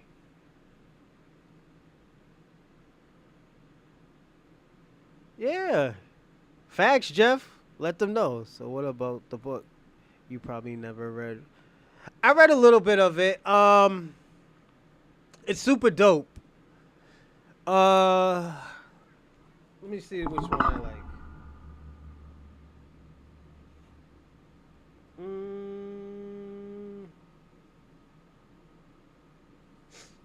Damn, you got me going through this book. I haven't went through this book in years too.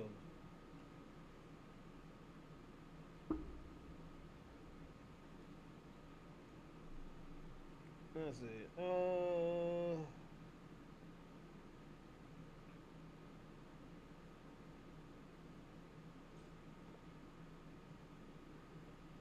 All right, this one right here. It's like, I'll explain it.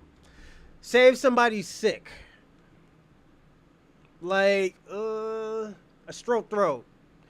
There's a few roots that you can use to help with your strep throat.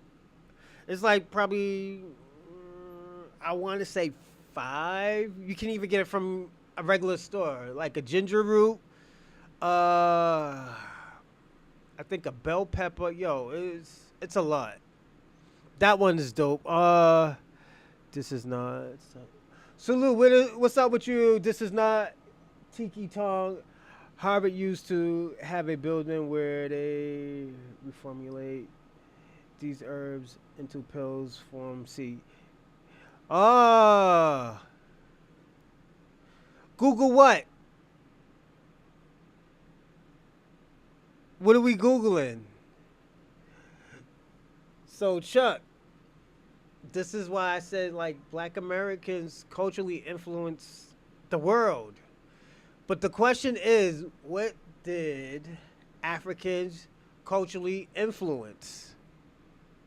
What's going on, Black T? Salute, salute. What does that mean? Africans is not a political entity. Africa is a political entity. Yeah, you're right, Black T. Yeah, they are a political entity.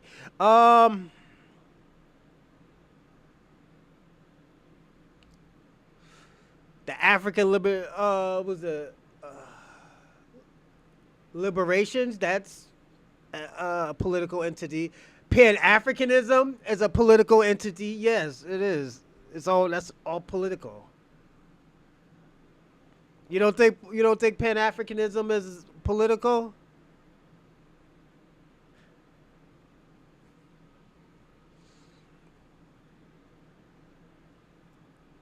Yeah, you'd be surprised, man.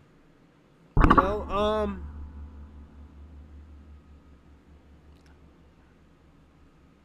let's see. No, that's me.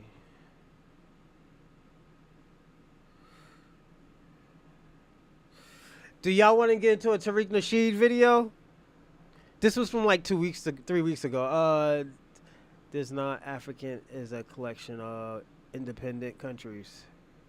Oh, that's a good one, Black T. I never thought of that. Kwame, you're Pan-African. Are there Africans that is an independent country? I used to think Ethiopia was one. I don't think it is anymore. I don't think Ethiopia was.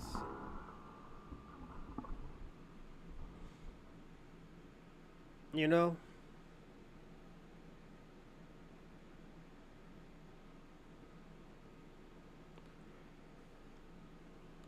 Oh,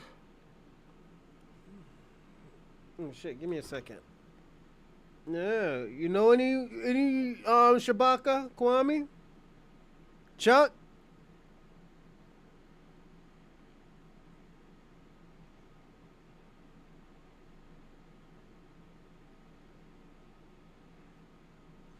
All right, let's get busy, everyone. She was complaining, and a lot of the Democrat shills were sharing this video. She was like, "Yeah, I went over to such and such country, and when I was trying to come back, oh, they had me detained, and oh, I had to answer a bunch of questions, and oh, they were checking my immigration status. Now my father's an immigrant, you, but Chuck. I was Have a good born day. here, and oh God, they're detaining U.S. citizens. Oh, look, they're doing all of this to U.S. citizens. No, they're doing that to people who are not FBA. They're not really doing all that stuff with foundational Black Americans." It's time to get back to work. Hey, yo, y'all would ever do a challenge with that guy? He does like a super large. They keep trying to drag us into the battle. They keep trying to drag. Oh, see, this is why we gotta support immigration now, because everybody can get detained and you can get deported. No, we can't. No, we can't. No, we cannot. They do that to people with non-FBA backgrounds. If you or your family, if their paperwork and their name is all up in them immigration databases, yeah, it might be a problem. You might have to go through some things. Foundational Black Americans ain't listen. Nobody in my family is in no damn immigration database. I ain't got nothing to worry about. Ain't nobody in my family in no damn immigration database. I'm not saying that to denigrate folks, but don't try to drag us into it. See, and look, family, that's why the bushmeat barristers and people like that, why a lot of these people harbor resentment towards foundational Black Americans, because we don't have that immigrant cloud. They love to try to say, well, America's all. We did something on your boy Tony Moore, yeah, and Yvette. I will say this. I didn't like how Miss Yvette did Dr. Francis. Then she act like she didn't know that she died. I think, and this is just what I believe. I think she said what she said and thought, oh, yo, you know what? Anybody can catch it. Then when people put that heat on her, it's like, yo, you're foul for that. Yo, you an ain't shit type of person. That's when I didn't know that she died. You know, I got the message late. Nah, you knew what was going on. You thought you was going to shit on her and everything was going to be sweet. That's my problem with Miss Yvette. Tony, I think his name Tony or Antony Moore. He always tried to take credit. Him and he tried to always get ADOS the credit for everything. I do have an issue with that. You know, but I still fuck with. I'll still listen to their content. I'll fuck with their content. You know, just to listen. All built by immigrants. No, the hell it wasn't. No, the hell it wasn't. See, that's the one thing that we have. We are foundational, and nobody else can claim that, ladies and gentlemen. We're not the same. Foundational Black Americans, we have automatic birthright legitimacy that immigrants have to apply for. We didn't have to apply for citizenship. We didn't have to go through no immigration screenings, pledge allegiance to a new country while denouncing another one. We built this bitch. We're automatic, legit. And that triggers resentment from people who had to earn entry. You understand? That's why people really got a bug in their ass about us, because we're foundational to the soil and they know it. And that's where the resentment is, family. That's why they always try to project this homeland complex on us. You don't know where you came from.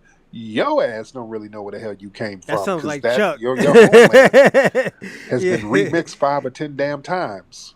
Yeah, they don't got the best personality, and I'm gonna say this too. They don't got the best personality, and they fuck with the wrong people. When I say they fuck with the wrong people, they fucked around with Tariq Nasheed, and he roasted their ass, and they haven't been the same ever since.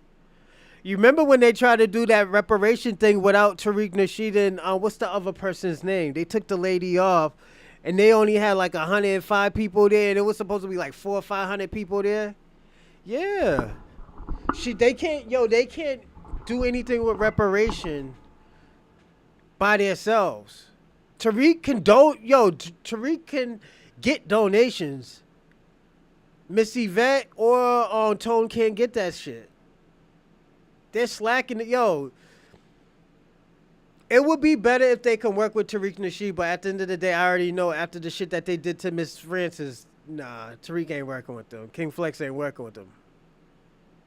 You know, so it's a lose-lose situation when it comes to that. And the reason why I say it's a lose-lose situation is because you gotta look what Miss Francis done. Like, she's a pillager in the Black community. And she can probably be a foreigner, but we don't give a fuck because at the end of the day, she has done so much for Black Americans. I always tell, and this is what I always tell Kwame, we don't give a fuck that you're an immigrant. You contribute to Black America's community. So you're going to get the credit for it. We don't like the people that try to, undermine us and manipulate our progress. You know, and that's the biggest problem that we have with that community. Every time we try to do some shit, here they come, oh yeah, them niggas is begging. Them niggas ain't getting anything.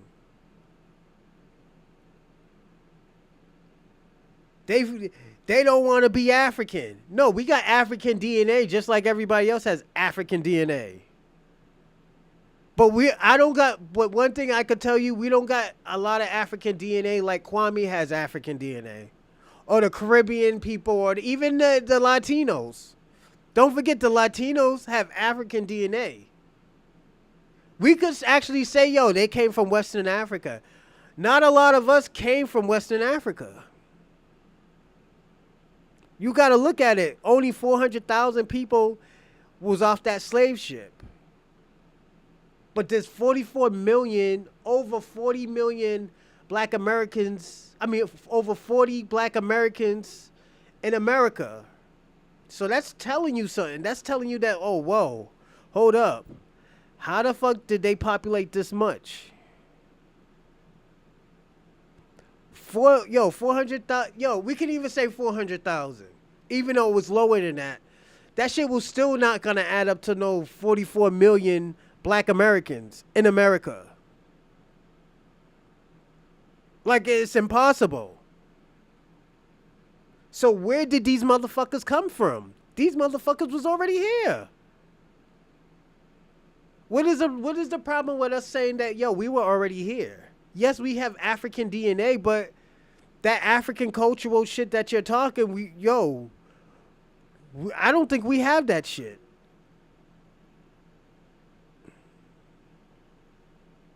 Yeah, I got 90% breeding. No, but it's still we could have 100% breeding from. It still wouldn't add up to 40 million black Americans. It wouldn't even equal up to 30 million black Americans. You know how many people that would have to breed? There wasn't that, if 400,000 people were breeding, and don't forget, they were killing them. They were feeding them to alligators. They were doing all this ruthless shit to these black Americans. How the fuck are they adding up to 40 million? That's impossible. I don't even think it will even add up to 15 million. Because don't forget, they were killing them.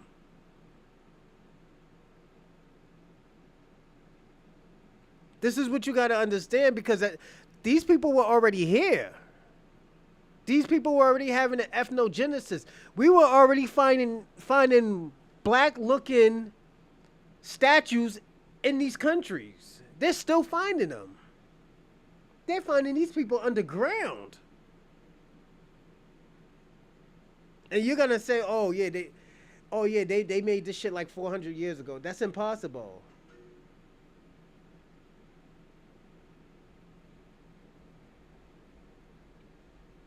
But they were feeding babies to alligators for alligator bait. They were killing these people when they were running away. There was people actually fighting to get off these plantations. Yes. You're giving white people too much credit. You're giving white people too much credit. All right, here we go.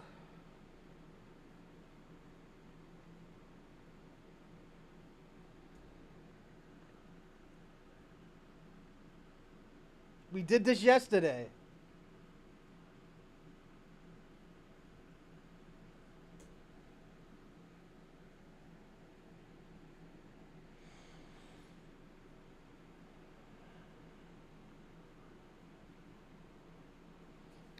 Approximately 12.5 million Africans were shipped to the New World during the transatlantic slavery between 1525 and 1866. Of these, 10.7 million survived the journey and disembarked in North America, the Caribbeans, and South America, while the exact number of Africans who landed in the United States is difficult to determine.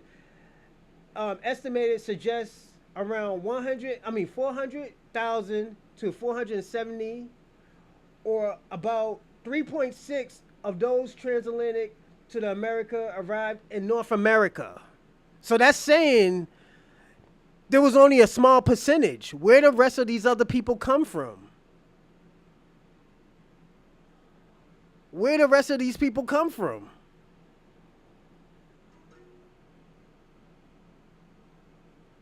Okay, but where do the rest of these other people come from? We had people like John Horse. John Horse, he was never a slave, but he was black. He was black and native. Where did he come from? He has never been a slave, but he was a black man. He was considered a black native.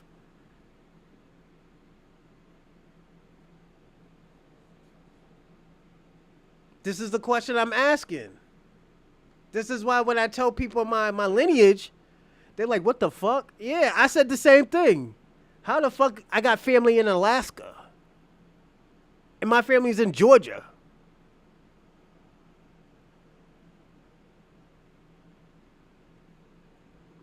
The thing about it is we got the wrong people telling our history.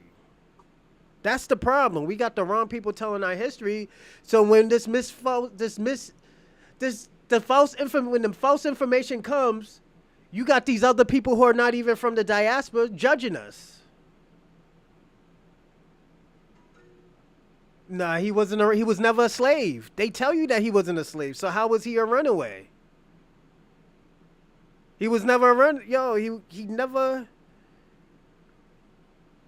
he was never a slave. He has never been a slave. That's the thing.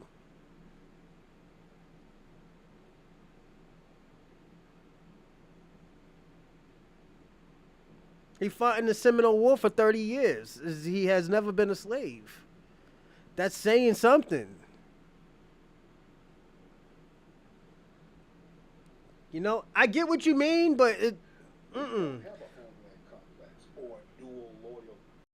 Conflicts.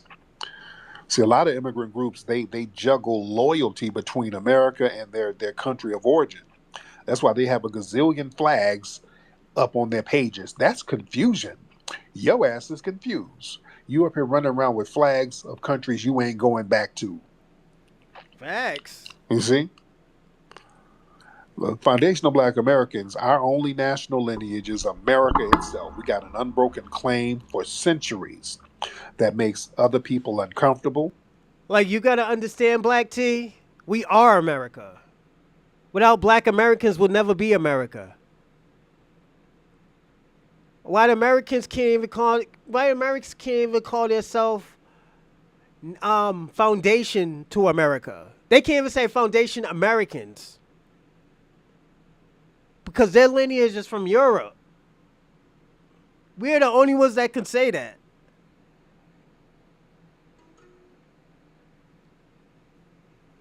I don't know. I never thought about that. Let's finish this and we're gonna look that up. Remind me, Black T.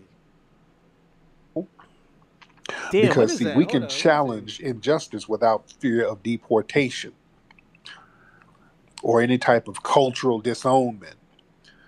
See, that's the thing. See, all these other groups, man, because your family's information and your name is in a damn database, you never know when people can start getting to revoking shit.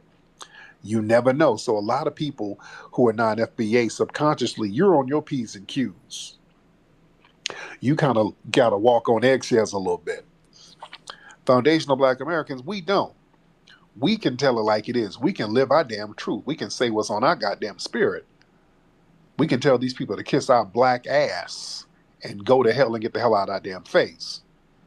Now y'all got to sit up here and okay, we don't call ICE on me, please. Y'all kind of have to go along to get along. Y'all can't rock the boat. So a lot of people have that issue with us. See, a lot of these. Yo, I just looked that up and yo, Seminole is not even a native name.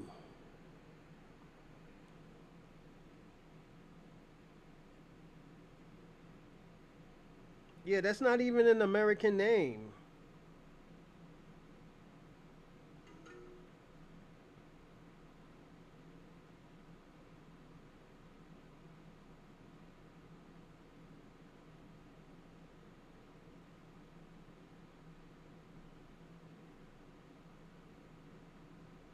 So it means several things. It means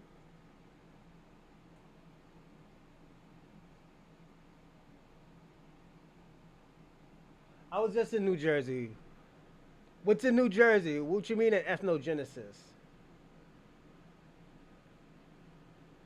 And salute to South 44. Oh, there's Spanish over there?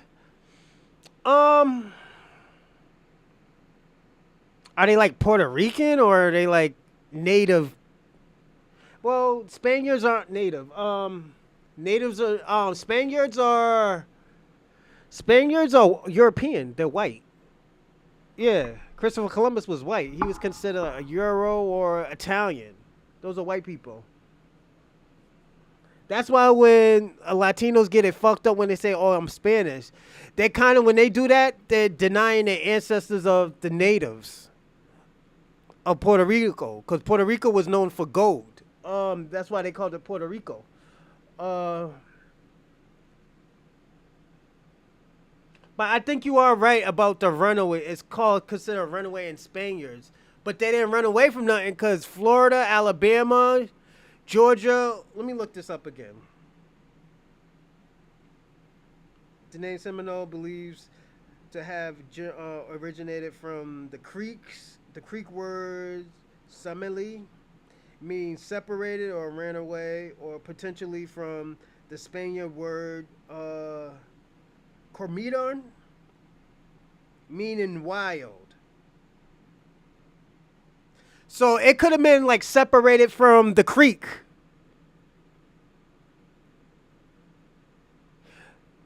You said Seminoles were Spanish? No, they wasn't Spanish. Spanish are white people.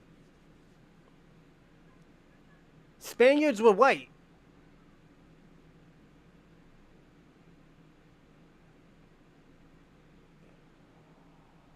Because it was Creek. Like, they were all one. And they probably ran away from them and separated. They separated from the Creek. That's what it could have meant. I don't know what it meant, but I didn't get that as like, oh, they were Spaniards.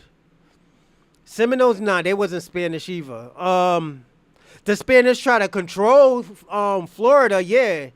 And the Seminoles got them the fuck out of there, yeah. Don't forget, Andrew Jackson went down to Florida and tried to get them out of there, and he had them packing. He got them packed out of there. Not Andrew Jackson. He got the Americans out of there. That's why, what's his name? Andrew Jackson hated natives. He hated black people, yeah. That's why. Because he didn't win that war.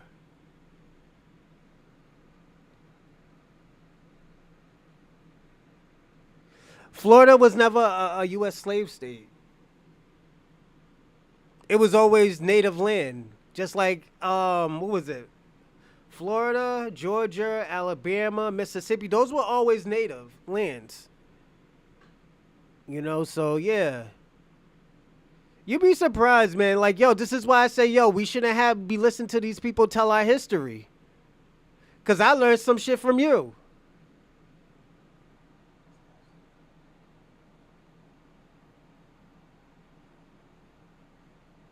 See, yeah, look it. It's a Spaniard word.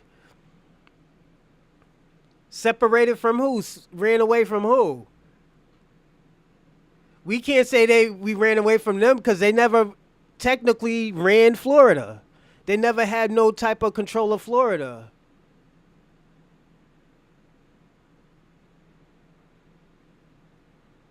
You said the Creeks owned slaves. I gotta look that up and see. I'm not gonna say it's true or not true. Immigrants, resent Yeah, the they fact claimed that Florida, but they foundational didn't. Black Americans built the didn't country, run it because while other the people Seminoles got only them out of arrived there. later and They packed benefited them from out. what was established. That's why they sold it to America, and they still So, couldn't get it. you know, Yeah.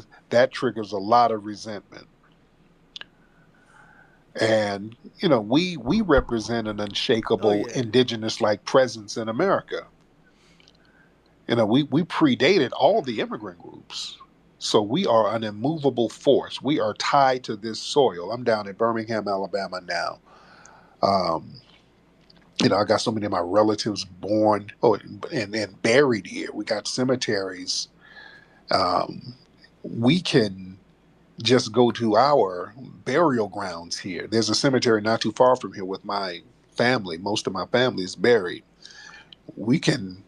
We don't have to go through no genealogical records. A lot of us foundational Black Americans, all we have to do is go to a cemetery of our family, and we can see our Mm-hmm. family lineage there. Facts. I'm in Alabama now. I can just go to a cemetery down the street, and the tombstones has the year that my relatives were born. I got relatives who was born in the 1800s that's buried here, showing my grandfather, my great grandfather, my grandmother, my uncles, just everybody.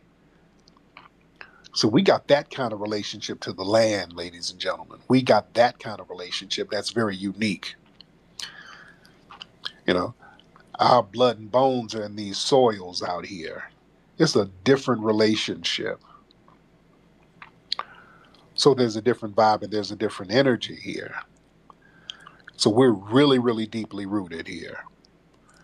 So this whole thing that we're guests in the country, we're not. We're not guests like these other groups at all. And we didn't have to assimilate. We created the culture here. Immigrants, they have to adopt and assimilate and blend in. We are the blueprint for American culture, music, fashion, slang, food, everything. So we have cultural authority here on this land.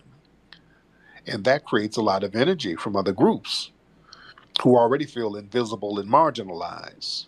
Just like Bushmeat Barrister is always calling up trying to denigrate Black American society, but he hates the fact when we bring up his damn failed village. He always wants to change the subject when we talk about his Facts. bushmeat eating ass family that he abandoned back home. Salute to Saul You 44 see? too. Salute to you.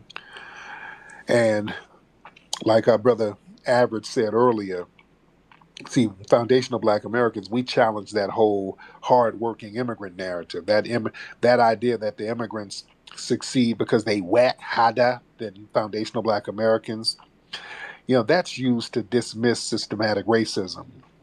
Our history proves that no amount of hard work can overcome structural injustice. Look, no matter how hard you work, these folks are going to practice some damn racism against your ass. So yeah, all that the truth of that undermines that whole immigrant bootstrap myth. And they resent that because what happens is they sit up here talking about ain't no racism, we just have to whack hard.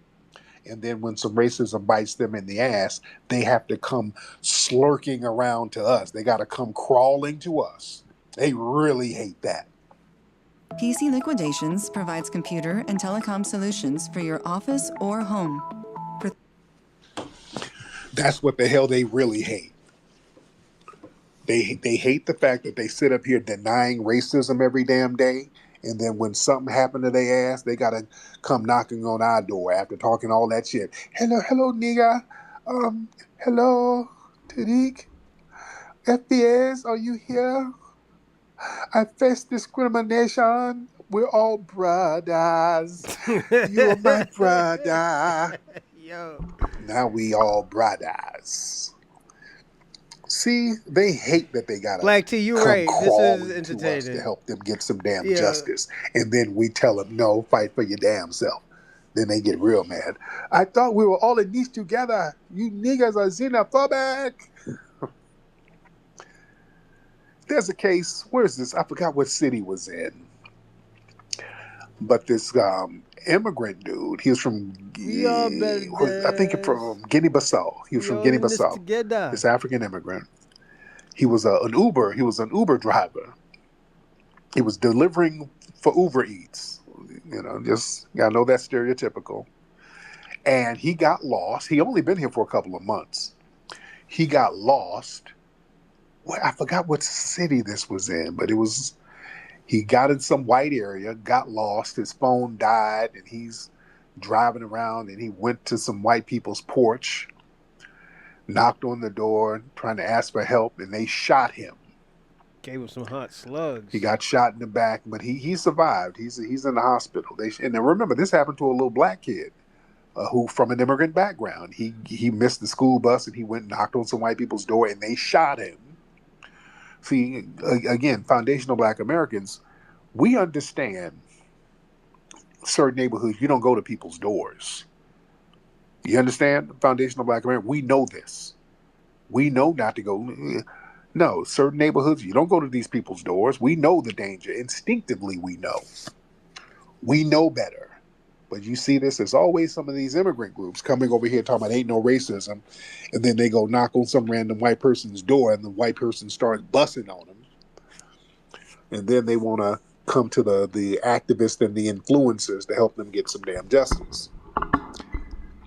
So it takes bullets for them to realize racism is real. So a lot of people have resentment towards us that they got to come to us in order to help them fight for some damn justice. But let me get some folks in here. We got a lot of people in here. Let's get Truly Clout. Let's get Clout. Let's get. If you're Black, you got an ethnogenesis, my man. I actually believe in the ethnogenesis, and the reason why, this is just me. I believe in it because at the end of the day, we look different from Africans.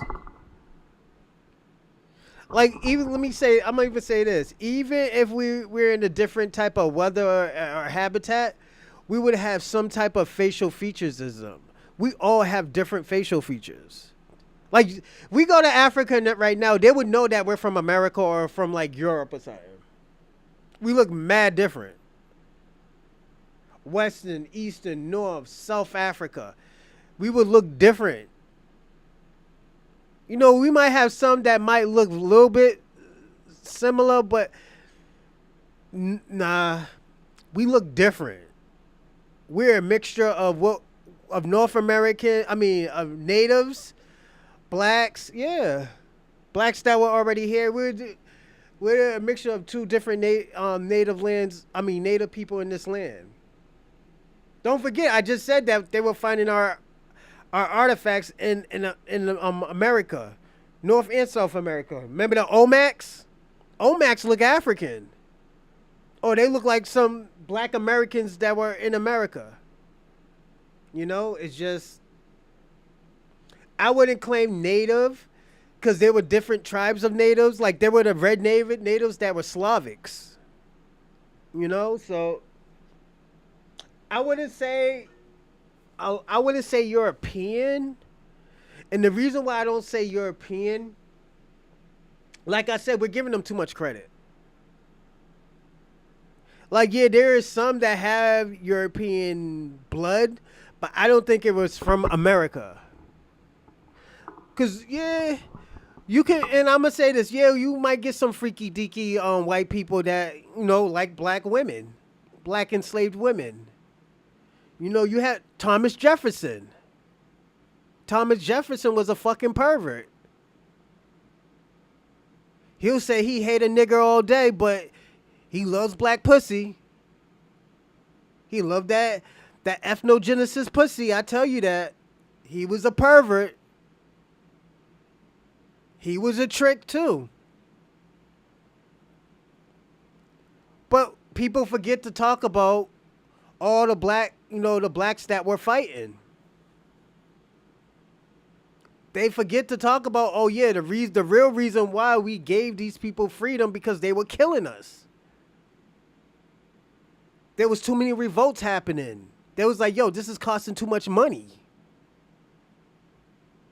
They're killing the whole family. They're not leaving one alive. They're killing the kids too. I'm gonna be personally honest. I would not trust that that ancestry DNA thing, because they say you're from Nigeria, and Nigeria was created in the early 1900s. How the fuck would you're Nigerian and it just started being created probably a little bit over 100 years ago? You know, it is like weird shit like that. And we haven't been in Africa probably, the minimum is 500 years. That's the minimum. 5, maybe even 600 years. You know, so that's why I was saying like all this other stuff. We really can't trust them, because also too Africa's and Western Africa's kind of a brand new country. Because don't forget they just been colonized in the late 1800s. You know, so yeah, Lonely be dinosaur careful. They in might just here, want your and we'll DNA. get At least we got a lot of folks in here. Oh, let's get Kyle White. All right, one of y'all. All right. What's your name? Oh, your name is changed. I let you in, then your name See, changed. 1960s. Malmood, hop on in. I My didn't even name know is that. Mahmoud Ahmadinejad. Tariq. All right, so what's on your mind, man? Salam alaikum. Tariq. Walaikum salam. How are you? You are Muslim. You're a Muslim I'm man. not, I'm not, but go ahead. I cannot believe all the words that are coming up from your mouth. As a fellow Muslim, you are infidel. You are haram. I cannot believe the words you say Now, against Flora Shah. immigrants, against other black people like yourself. Salute DJ where are This is you X1. from? How's no. Where are you everything? from? Where are you from? I am from New York. Where are you from? Not with that accent. Where are you from? He said we run for New York. I was born in Egypt, What part of Egypt were you born in? Cairo. I don't even believe that. Where's your family from before they went to Cairo? Well, my father he worked in Cyprus, but we are from Egypt. We are Egyptian. Okay. How long you been in New York? I've been here for 1 year, and I must tell you, the Black Americans are the worst. The worst. The worst. The worst. Worse than what? Listen, in Egypt we have the black too. We have the Nubian, and the Nubian is horrible. We have the black there too, and we don't like them, and we don't like you neither. And So you what do come you to my have going? shop, What? Now, slow you down. come to Slow my down. shop, you Slow ask for down. free.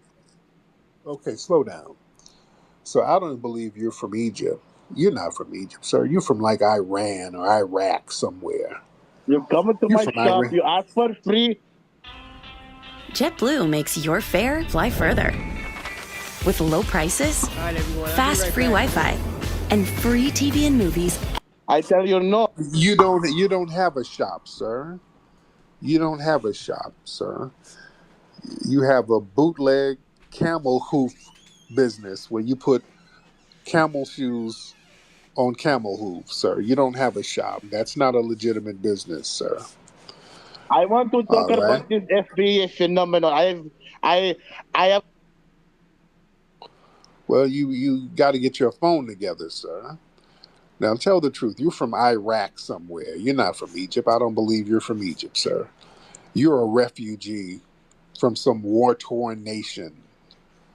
All right. Let's just keep it I a buck. might You're be a some refugee, but I have yeah. more class than thee. No, you don't. You don't, sir. You are a refugee and you Hey, had to Tariq. flee. I, Yeah. Well, Hey, you I mad 'cause you do could have not been lay playing when you down young, with man. dogs, so I have no fleas oh, like you. yeah, you do, sir. You flee. You had to flee your homeland in your dirty little musty flip flops, sir, and that's why you're You will be resentful, my right, slave in Egypt. You would be my slave. You sir? infidel. Sir. You would just be a musty handyman over there. That's all you are. I want You're to talk musty. about your FBA claim to this. What do you call? How you say? How you say? Reparations. Okay. I do not believe in this reparations. The claim you have no. And you don't believe in deodorant either. So what else Oh is new? shit. There's a lot of things you don't believe in, sir. You don't believe in bathing regularly. Listen, you Right. are not going to get the reparations, and We are, sir. And why are you so triggered by our reparations with your because little fleeing self? There's a Because real reason you will. you don't want us to get reparations because you want some of those refugee dollars. You want some of our tax dollars in refugee funds, and that's not going to keep happening, sir. We're not going to keep funding Infidel, do not refugees. mute my mic again. I am, sir. I will mute your mic and I will poison your camel, so you won't have Oh, no way to shit. get home, sir. You just be stuck. So I will calm down. rape and pillage your village, infidel. No. You don't have enough penis for that, sir. Sir, that's not going to work, sir, because you'd get beat up by one of the women. You're frail How and can weak. Okay? You would get beat the hell up. Our women don't let you beat on them like they do in your how can you homeland. get a reparations if The FBA sisters will whoop your ass and beat your turban off your head. That's what I Oh, love about our shit. sisters.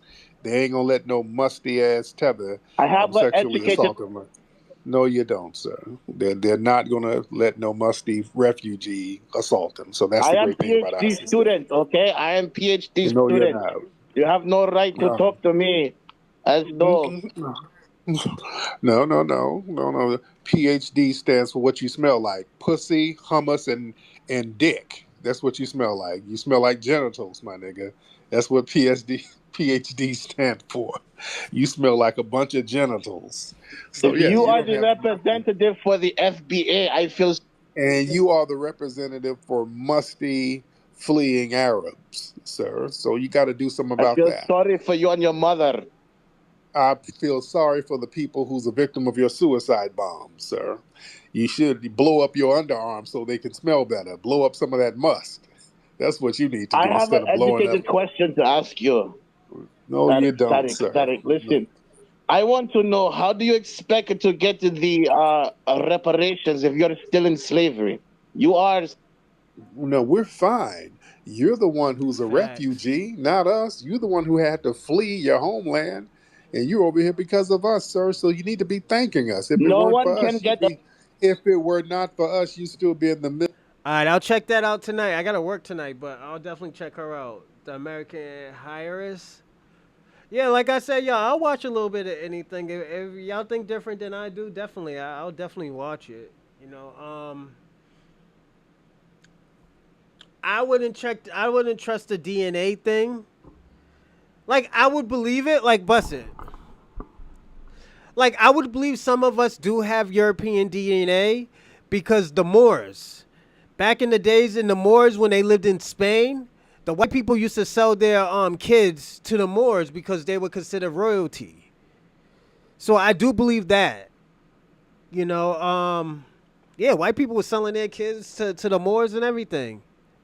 Back in the day, it was never a race thing. It was a class thing with a lot of these white people. You know, if they could fit in with the family, with the Moors. That's why when you look at Spain, you could tell that these motherfuckers didn't build it by themselves. Or they couldn't build it. That's all Moorish shit, you know? Moors built Egypt, I believe. I think they had a hand in Egypt. They probably didn't do it all by themselves, but I think they had a hand in it and they contribute to it, yeah. The Moors built Europe, just about everything in Europe. It has a different take. I understand what you're saying. Oh, okay. But yeah, I'll definitely look at it. American Horrors. Give me a second. Did this fucking kid take my pens? Oh, right here.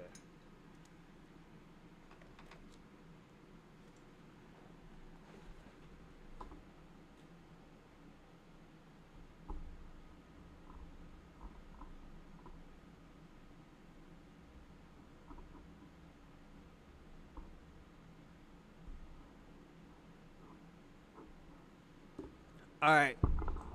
So I wrote that down. Definitely I'll watch it. Middle East eating camel hump soup, My sir. nigga So you said should camel thank No us. one can get the That reparations if yes, we are. You're not going to get anything from your homeland because you fled from you're it, still sir. in You bondage. failed. You failed your homeland, sir. You're a refugee. That's bondage within How itself, are you sir. going to make America pay if you are still in bondage? Oh, sir, we're fine, sir. We're fine as foundational Black Americans. What we're not going to do is flee. That's how we're going to make things happen, by not fleeing, sir, like you. If you All read right? history, if you read the Bible, if you read the Quran, Israel had to leave Egypt. Okay, yeah, your phone went out, sir. So I'm not getting advice from somebody who had to flee 10,000 miles just to work at 7-Eleven. I'm just not going to get advice from you. You're not going to give us advice that's going to. All right, we're gonna end this one, but y'all, I got a question for everybody. Y'all can be immigrants, tethers, Pan-Africans, black, white. Do you think black Americans is gonna get reparations? Check out the community on they debunk a lot of civil terrorists. Hey yo, you know what? Speaking, yo, Black T, since you said that, yo, I was thinking about doing a theory channel. When I mean a theory channel, like all the theories, like COINTELPRO, Illuminati, Freemasons. And we do a research into that, and we look, and we'll watch it and see what pops off and what we can find. Like, I believe the Pan-African movement was funded by the CIA. Because, and this is why I believe it. I believe it was funded by the CIA because back in the days, black Americans were revolting. There was a lot of revolts happening, like the Black Panther movements, the black Reparations and stuff like that was happening, and they were attacking the government. Like, don't forget, the Black Panthers ran up in the government centers with shotguns. So I think this is, and that's why I would say, yeah, I think that's why the government gave us Pan-Africanism. You know, there's more to it, but I that's why I always, that's a little bit why I thought that, you know, and that's why I stopped fucking around with Pan-Africanism. You know, like, and also people don't forget. The question is, is the diaspora envies of? I mean, does the black diaspora envy the foundational black Americans' cultural influence? So in the beginning, we did talk about the cultural influence of black America and all the wonderful universal things we created. Does anybody got a heavier cultural influence like us? Because we always hear that black Americans don't have culture. That's why I asked that. The next video we're gonna watch is, this is like a 9-minute video of Tariq Nasheed, immigrants, basically arguing with immigrants about, you know, canceling him. You know, let's ask this question: is Tariq Nasheed divisive? Do y'all even think he's divisive? I don't think he's divisive. I think he empowers black America. He gives us something to think. Let's even say that Tariq is wrong with what he said. He gives us something to think about. Like, wait a minute. This shit that people been telling us where, oh, this is our culture, this is our African culture. Then they go off and say, yo, we don't have culture. Like, don't y'all get confused about that shit? Back in the days, they say, yo, black Americans don't have culture. So when we say, yo, we want to delineate from Africa and show our culture, Jewish Hollywood is very influential. How is it influential when they use other people's culture?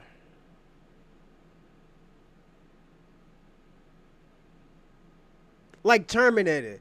Terminator is white on white crime, but it's white culture. Going into places, shooting up each other and stuff like that. That's white culture. You know? Like, I always tell people all the time, Hollywood didn't influence anything. Or Jewish Hollywood, whatever y'all say. I don't, like, yeah, there's a lot of them that works there, but at the end of the day, we do have power more than we think. It's just people are scared to take a risk. Like, but if you look at it right now, look at the I'm gonna be super dope with this one. Look at the influence that all the writers had. They say, you know what, we're not gonna write another fucking script until you give us what we want. Dumb motherfucker. John Cena had to go back to wrestling. The Rock had to go back to wrestling. Bobby Porter out here selling his little bussy in Hollywood. Talk about black people help me after he was shitting on black people 2 years ago. His white daddy dropped him, and it's fucking crazy out here. And you talk about we don't have culture, we don't have no type of influence. We have influence. It's just people are scared. Give me a second, everyone. All right, there we go. It's just people are scared to take risks.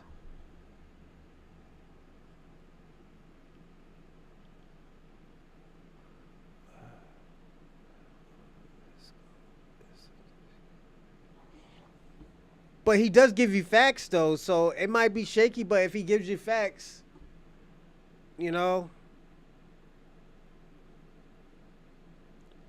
It's just, let me tell you what it is. I think people are scared to separate from black Americans. Black Americans has done so much wonderful things, and people are starting to see it because we're delineating. They're starting to see that, okay, yo, we're not fucking violent as they think it is. We starting to see like, whoa, hold on. What's this motherfucker's culture? And we find out the motherfucker's an immigrant. Or he has an immigrant background. And one thing that most of these immigrants do, they give us out their bad shit. Like when they do some fucked up shit, they'll say, oh yeah, it was a black man. Then they was like, oh yeah, black people are violent. But when these immigrants do good, they got their flags out. Talk about you black people, get the fuck away from me. You did not do this. This is Nigeria. This is Jamaica. This is Haiti. This is Haiti's success. This ain't no black success. So when we celebrate, when we like, oh no, get away. No, this ain't yours. This is ours. Oh, you're divisive. You don't like us. You're jealous of us. You know? This is why this delineation needs to happen. I'm just being personally honest about it.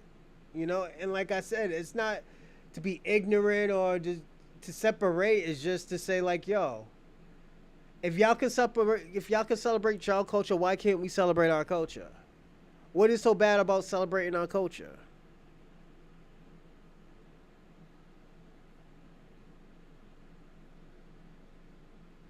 Population. This is what they do. They commit crimes, beat up. Oh yeah, also too, if you're new to here, hit that sub button.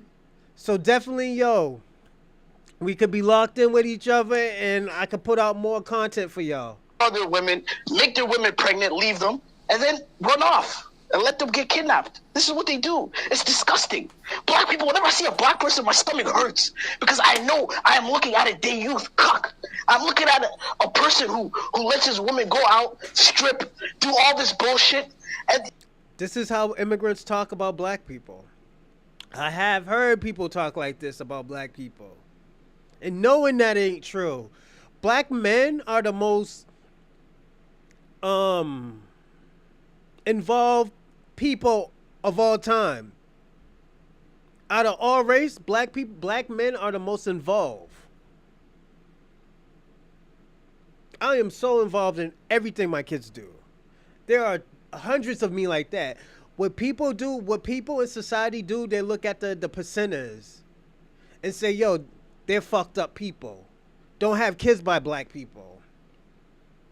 And we're the most involved people of all time. Like I remember when I first met my baby mother. I told my shorty, I was like, yo, I'm gonna be personally honest, I probably got kids out here and don't even know. I was slinging dick like a motherfucker. But if I knew I had kids, I'll be heavily involved. You know? Like my job always tell me, yo, you take mad days off. Like I'm taking what? Another 2 days off in 2 weeks because Juneteenth. My kids don't want to go, but this is my time for, you know, to do my other business, the Reparations Commission in Boston. To tell people, oh, sign up, you know, do this, do that, you know. This is what we're doing. You know, be involved. This is what we're supposed to do. You know, That's why I have these type of conversations with y'all. You know, first y'all help me with my job, with Black Americans trying to get reparations in Boston. If I can help and I can stamp my historical success in doing this, like I would go down in history, but I wouldn't be able to do it without y'all. You know, and this is why I always say thank. This is why I thank y'all in the beginning and at the end. You know, Tether's number one trait is to lie. That's the most important part of the. Yeah, it's because that's the type of the culture that they came up with, in their land. Because don't forget, they're not separated by countries. They're separated by tribes. This is why Tariq Nasheed always says, they're tribalistic. Even if they're from the same fucking country, if they're from a different tribe, they're not gonna fuck with each other. They're gonna lie, cheat, and fucking steal from them. So what you think they're gonna do to us? What you think they're gonna say about us? What do you think they're gonna think about us? You know? These are the things that we actually have to really think about. Yo, this is all I have to say, bro. You guys are disgusting, bro. I hate black people. Listen, when I look at black people, I am looking at the most degenerate group of people in the world. I am looking at descendants of slaves. Listen, of course you were slaves. Look how subservient they are. They're subservient. To this day, they're asking for reparations. You don't deserve reparations. What? You're asking for I will not give you a dime. I am happy you were saying. As a matter of fact, slavery was a good thing for African Americans. If it wasn't for slavery, they'd be in the jungles of. This is what they really think about us. This motherfucker's just mad probably for no reason, and he said this shit.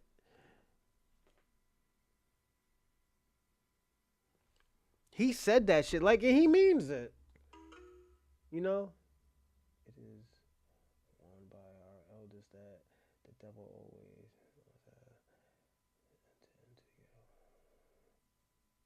Yeah. Yeah, just like the movie Sinners. And shout out to Nero the One. I mean, did I say it right? Nero the One? I think I said it wrong. My fault. But yeah. They know that shit. They mean it. It's just ain't. I always tell people all the time, this shit ain't nothing new. This shit ain't nothing new. Why you think they shit on us and talk great about their country? Then when you go to their country, it's like fucking a bomb hit it. And when we say that, oh, you never been to my country and you're divisive. No, nigga, we seen the pictures. We know people who went to your country. If your country's that beautiful, why run? Oh, and economic, but so your country ain't great as you think it is. Like, let me tell you what always bugs me out. People always say, "Oh yeah, Philippines are very hard workers." Okay, so why ain't they building their country? Working hard on their country. Yeah. You always ask that question. Oh, you being divisive. I'm not. I was like, no, I'm just asking a question. Like, you shit on my culture, but when I ask something about your culture, and it's not even demeaning your culture, you tell me what is so great about your culture. You know?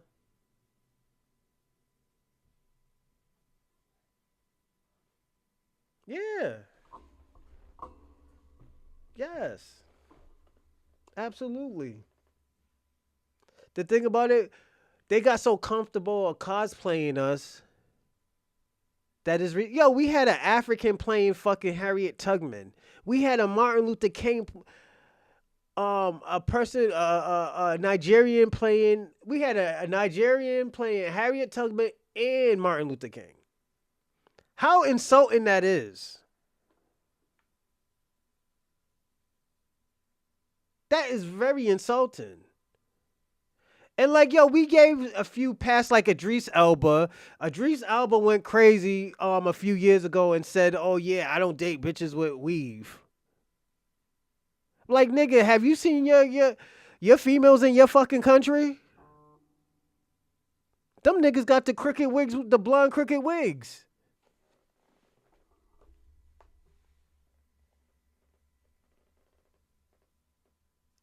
Like, let's personally be honest about that. Then off the whiz, look at the motherfucker's feet. Have you seen an African's feet? Like, and I'm not trying to shit on nobody. But them feet look crazy, man. Like, yo, it looked like they haven't washed their feet in probably like 5 or 6 years, my nigga. And I'm gonna just be personally honest. You know? Like, their feet is like, yeah, it's just crazy. They look like fucking Velociraptor feet. I seen my boys. I was like, yo, what the fuck happened to your feet? He's like, what? I was like, yo, why does your feet look like that? He's like, what does it look like? I'm like, my nigga, it look like a chicken feet. You know, the shit with the three. I said, yo, that's how it look. It look like a chicken foot. Really? I was like, nigga, your feet look crazy. I was like, nigga. I was like, yo, you should just have regular feet with a bunion, nigga. I was like, at least that will look better. I was like, yo, your feet look, yeah, it looks, yeah.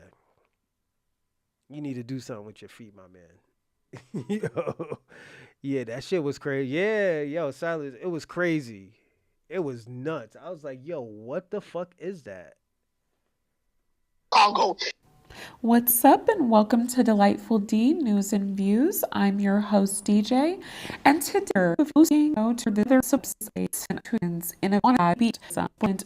Particular people are using it, but there is nothing, absolutely nothing that justifies the racist. Yeah, that's how they think about us, man. And this,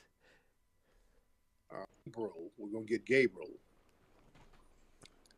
In fact, let's get Gabriel first. Gabriel, hop on What's first. up, Tariq? How they you doing? can't, man. My feet ain't that dark, I'm good, man. Gabriel. What's on your mind, brother? Well, nothing's on my mind. Their feet was fucking it's crazy. Interesting how Them like African every women time went I with- come on here, I hear the same rhetoric. Yo, that should be crazy, man. FBA, you come with I'd your rather do, yo, rhetoric going against. all jokes aside, I'd rather date an African woman with no hair than to date it with the fucking crooked wig. All jokes aside.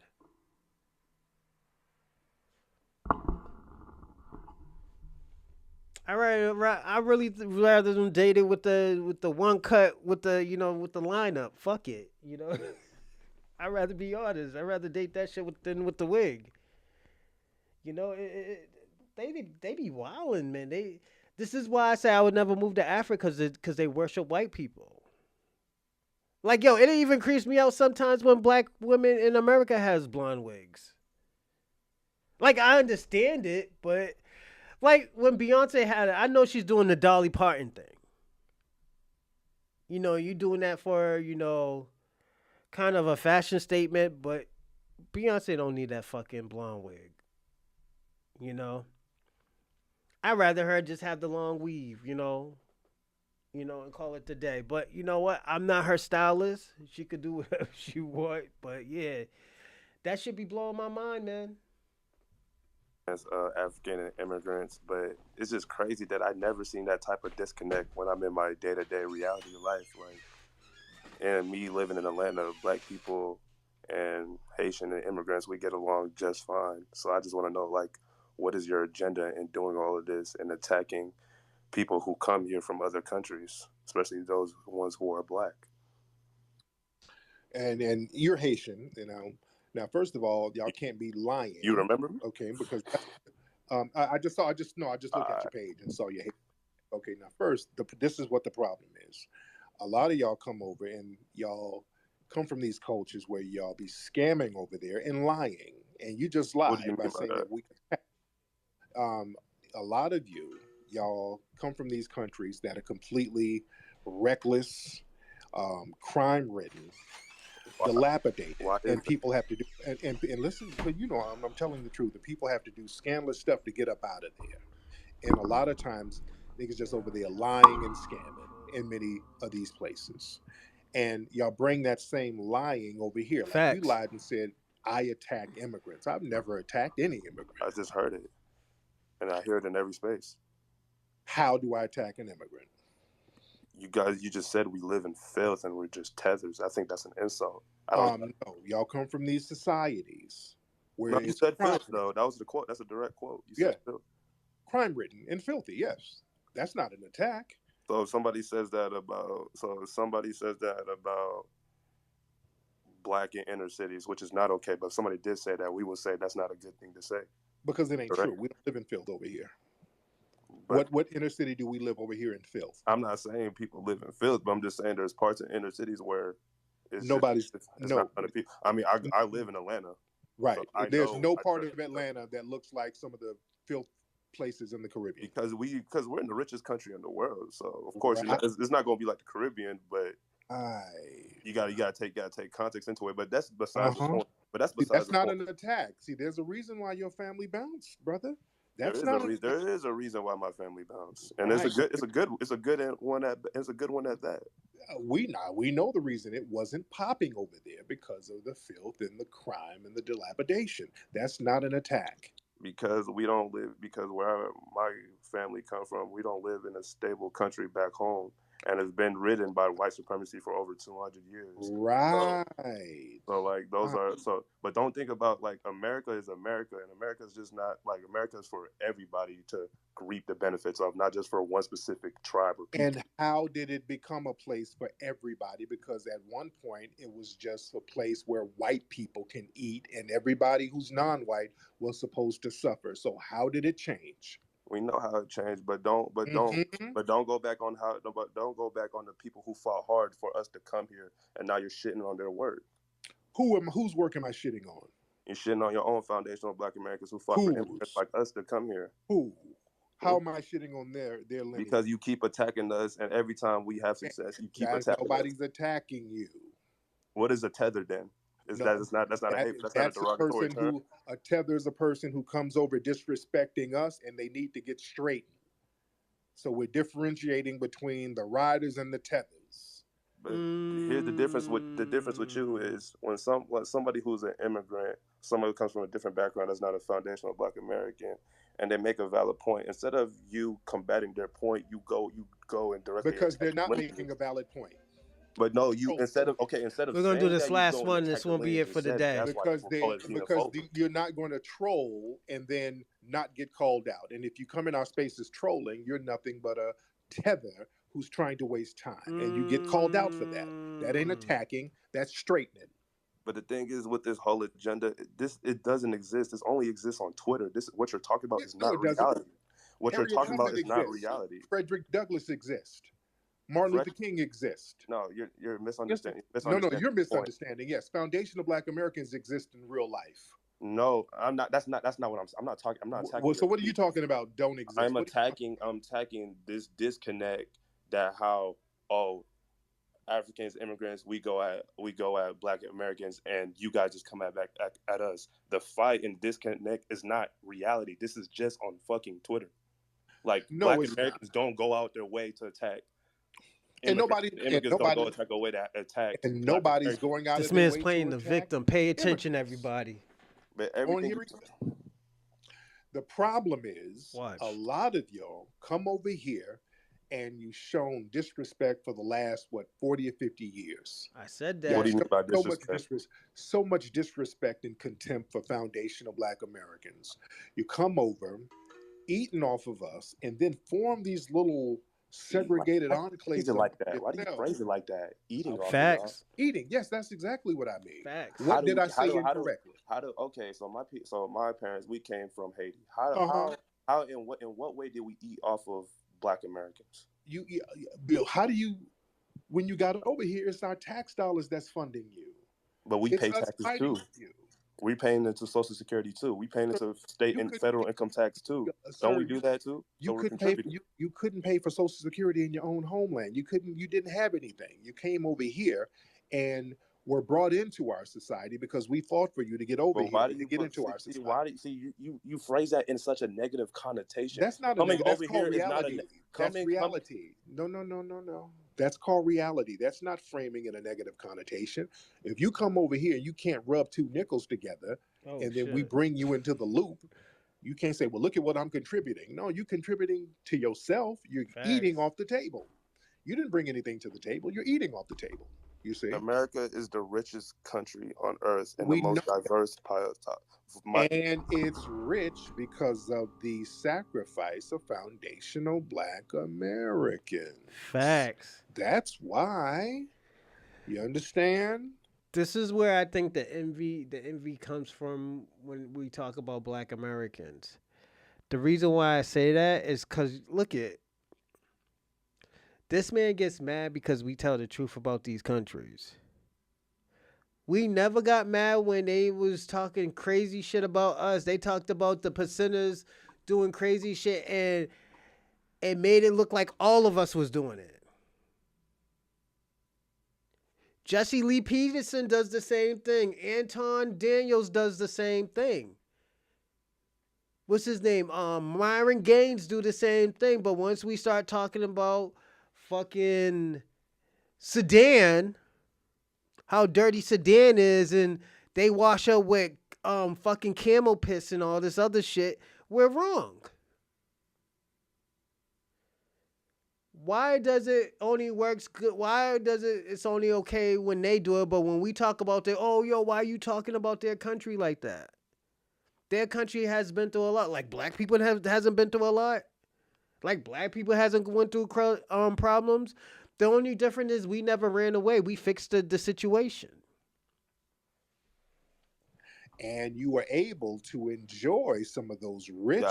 Y'all had a lot of help that Africans and Haitians didn't have in their own country. Help from who? Haiti. We are our own people. Haitians had the experience that foundational Black Americans never had. Who did we have help from? So you guys became the richest country on earth just off foundational Black Americans. Yep. So no white people at all. No Hispanics, no Native Americans, no none of that.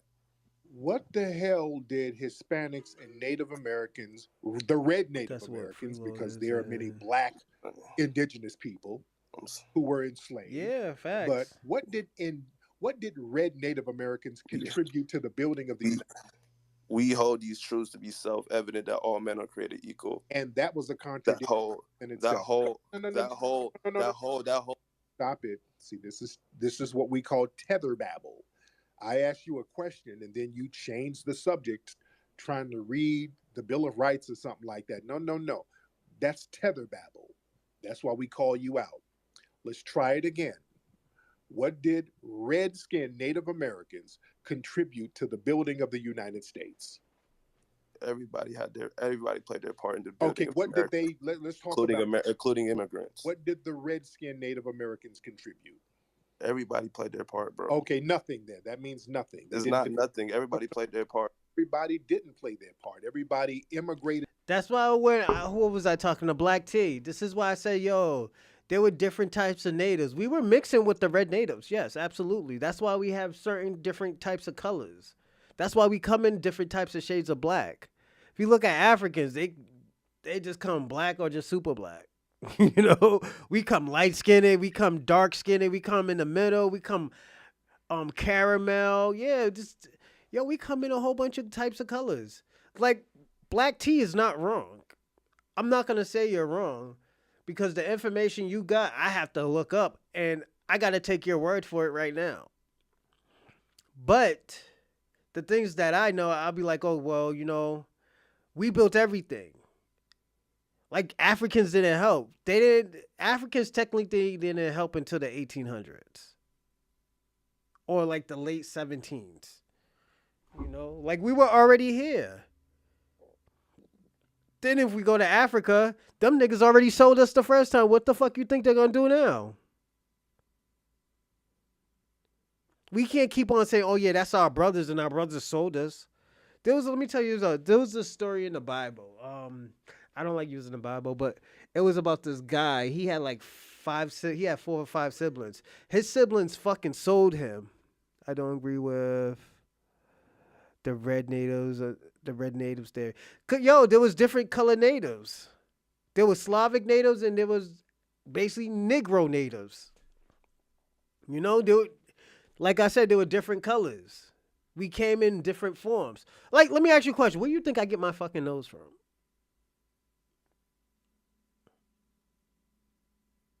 this fucking nose. Not from no white man. I got a way better nose than a white man.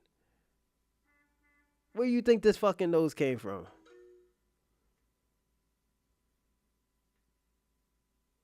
No, I think there was red natives, but we lived amongst each other. I actually really believe that. We actually lived with each other. We were different tribes, but at the end of the day, we lived amongst each other. Import, export. The things we have is ours, and the things that they did is theirs. It's just right now we're starting to figure out what our culture is. The shit that they were saying that was the red natives, we're figuring out that's our culture.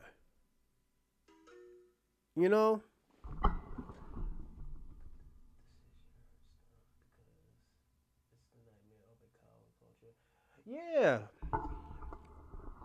Red, black and white mix? Nah. I doubt it. Because personally, I'm going to be honest, they can't fuck with us. They were on you got to look at it. They were on they came to a point in their time that they were about to start eating each other. They really didn't contribute shit to America. They probably helped.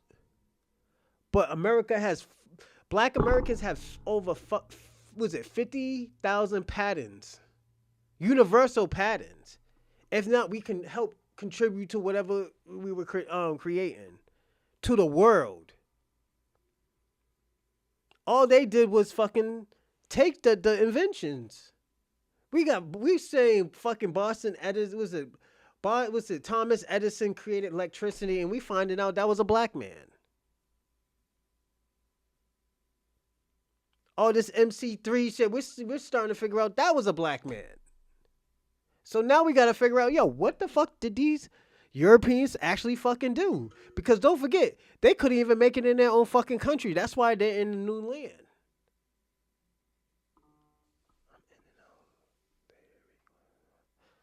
Yeah, absolutely. I believe that. Del Monte. And I think that's the scary part. I think that's the scary part to everybody. Once we figure out who we are, motherfuckers can't tell us shit. That's why they're so scared to give us reparations. They're scared to give us the debt that they owe us. Why the fuck will you think they'd be so, we don't know what you're going to do with the money? Nigga, it ain't your point. It's not your business to know what I'm going to do with the money. As long as I don't run out this fucking country with the money, even though I can, it's none of your fucking business. If a crackhead wanted to buy $200,000 worth of cocaine, $200,000 and 1 cent worth of fucking crack cocaine, let that motherfucker do it. And if you catch him, his ass need to be in jail. If a motherfucker want to create a fucking company called Good Burger, let that motherfucker create a company called Good Burger. If a guy want to buy cocaines and hookers, and if you don't catch him, let him do it. It is none of your motherfucking business what that man does with his money. Why didn't they do this shit to the natives? Why didn't they do this to the Japanese? Why didn't they do this to the fucking Jewish people?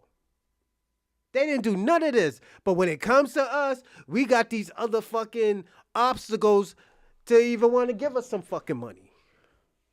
Good decisions. Don't forget to check out the podcast. Introduction is about a minute. Okay, let me see what that said. You said good condition. Good discussion.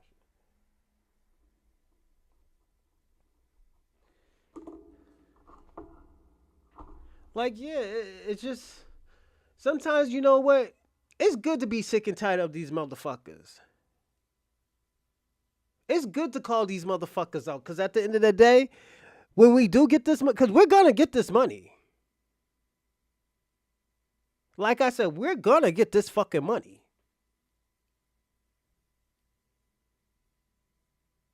Because if not, we're going to keep on messing up this fucking system. We're going to keep on not voting, and letting these motherfuckers crash out when they don't get what they want. The reason why the Democrats has been happy for the last 60 to 80 years is because of us.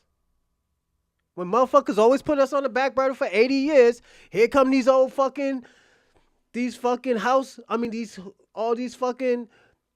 confused ass Negroes talking about, oh, well, they're going to come back to us. They're going to come back to us. We've been waiting for 80 fucking years to make them to get a fucking decision. But you could give LGBTQIA some money. You could give the fucking, the Asian community money. You could give the Jewish people some money and intangibles. But when it comes to me, oh, y'all got to stop being lazy.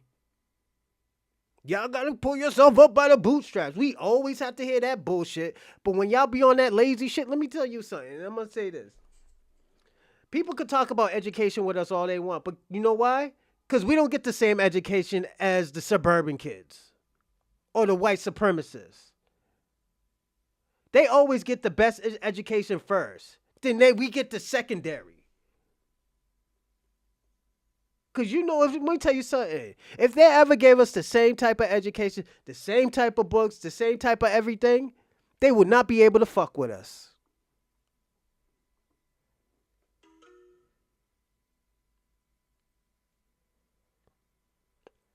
Yeah, we would, but at the end of the day, we could. If they give us $200,000 to $300,000, we already know what to do with the money. We already created companies. They shouldn't even ask that question. What are y'all gonna do with the fucking money? People forget, and this is why I said this in the beginning. Black Americans are the most successful out of the black diaspora. Why the fuck would a Nigerian wants to know, oh, what are you doing with the money? You're just going to waste it on some Jordans and Hennessy. But we ask them, what the fuck you do with your country? Why don't y'all got paved concrete roads? Oh, you're divisive. Oh, you just don't like Africans. You're African too. The fuck?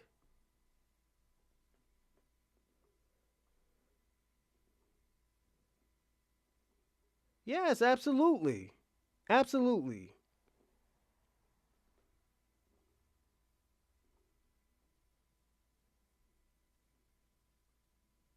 I do think the Europeans did spread a whole bunch of diseases around because I'm going to be honest, white people are dirty. Not all of them, but there's enough of them that's dirty. I remember I was in Brighton, Mass one day, and I seen this fat white lady walking up the street. This bitch went all the way up her nose. And let me tell you who be digging up their nose a lot. Fucking Aiden Ross. I would never shake that motherfucker's hand. That man is so fucking dirty. For a motherfucker that has money, he's dirty. He's always digging up his fucking nose.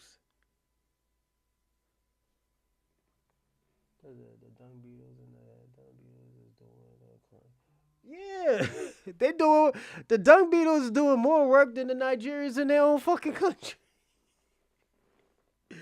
Them dung beetles is creating fucking mud huts. I don't even think the Nigerians are making the mud huts. I think it's the dung beetles. You know?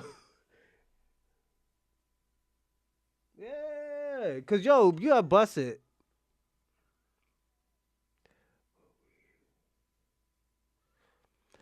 Yeah, but you also gotta understand too. Don't forget, in Greece, the Egyptians taught the Romans how to clean themselves. These motherfuckers wasn't cleaning themselves. Then was it Queen Elizabeth? She didn't wash for like 2 weeks. Even when she was having sex, she'll keep it in for like a whole week or two. That bitch was fucking dirty. Them English people are dirty, man. I gotta be personally honest. Oh yeah. You know, that's just how they are. It over here when everything was built and the table was set. Yeah, that's what they did. They hopped over here when everything was set up by us and started eating. No one has given the immigrant a handout. No one given me and my family a handout. The hell they didn't. The hell they didn't. Sir, getting over here and getting all of the benefits and Social Security and DACA Delmonte, you programs and crazy. minority set-asides, that is a handout. Delmonte, and I'm gonna be all personally honest. It's not all of them, but it's enough of them. You know. Yeah, absolutely. And actually, I don't even think it was the Egyptians. I think it was the Moors. You know, that's why I was explaining that the Spaniards, the Europeans in Spain, they were selling their kids to the Moors. They were giving their kids away to the Moors. That's why you see in Spain, some of them are like olive color. Not all of them people are white. Let me ask you a question. How you think the motherfuckers is lasting in that fucking sun? They gotta have some type of black DNA. You gotta think about that. Sir, that was unearned. That's an unearned benefit, sir. That we work, got from us. We work hard and pay taxes just like the rest of them. Sir, you came over here eating off programs that foundational Black Americans fought for. Every single program that you benefited Social from, Security, we fought Social for. Security was just for foundational Black Americans. Because when Social Security was first passed, it wasn't for foundational. That was something that we fought for that you were able to come over and enjoy. Y'all come over here and get all types of welfare programs, minority scholarships that we fight for, sir. Don't play games. All right. And when we support, that's more of a that's just a testament. Okay, go on. Sir, when we step up for you, you get stuff popping for yourself. And when we say, hey, we ain't gonna ride out for you like that, guess what? They send you back. An example. Hey, I'm gonna say this. This is a 2-year-old video. He warned them. He warned immigrants and said, like, yo, when we stand up for you, shit gets done. But when y'all try to do that shit yourself, them niggas are sending y'all back. Them white people are sending you back. We told the Mexicans for years, yo, y'all gotta stop saying this shit about us. Oh, we don't need y'all. We don't need y'all. We told the Latinos too. We don't need you. They thought they were conquistadors running around here like they were conquistadors and Spaniards. Yo, these motherfuckers is, and this is how crazy they are. Yo, they voted for Trump, and Trump is sending their asses back. Trump is sending them back. They voted for Trump. And I told my boy, too, I was like, yo, Trump is going to win. He was like, why you think they're going to win? No, he ain't going to win. He ain't going to. I'm like, he's going to eat her food. He's like, why? I was like, yo, black people are not voting. What do you mean black people aren't voting? No, we're not voting. We're not getting nothing for it. We already been through these situations. We don't care who wins. Oh, nuh-uh. I'm like, yo, you'll see. Yo, this motherfucker came back so depressed, man. I don't even think he wanted to come to work that day. Yeah, he did. Hey, you get what you dished out. Now you got all these fucking videos talking about, oh yeah, they're sending all of us back. So where you think they're gonna send y'all back to the fields? They can't. Who pushed this narrative talking about they're gonna send us back to the fields? They don't understand that we will fucking kill these people up in here. America knows, like, yo, don't fuck with us. We burn down shit. We burn down fucking communities. And people gotta understand there's more guns in America than people. All these little niggas out here who was doing the George Floyd thing, those weren't the real riders. Those was immigrants. They were just there because they were getting free shit. Let's personally be honest.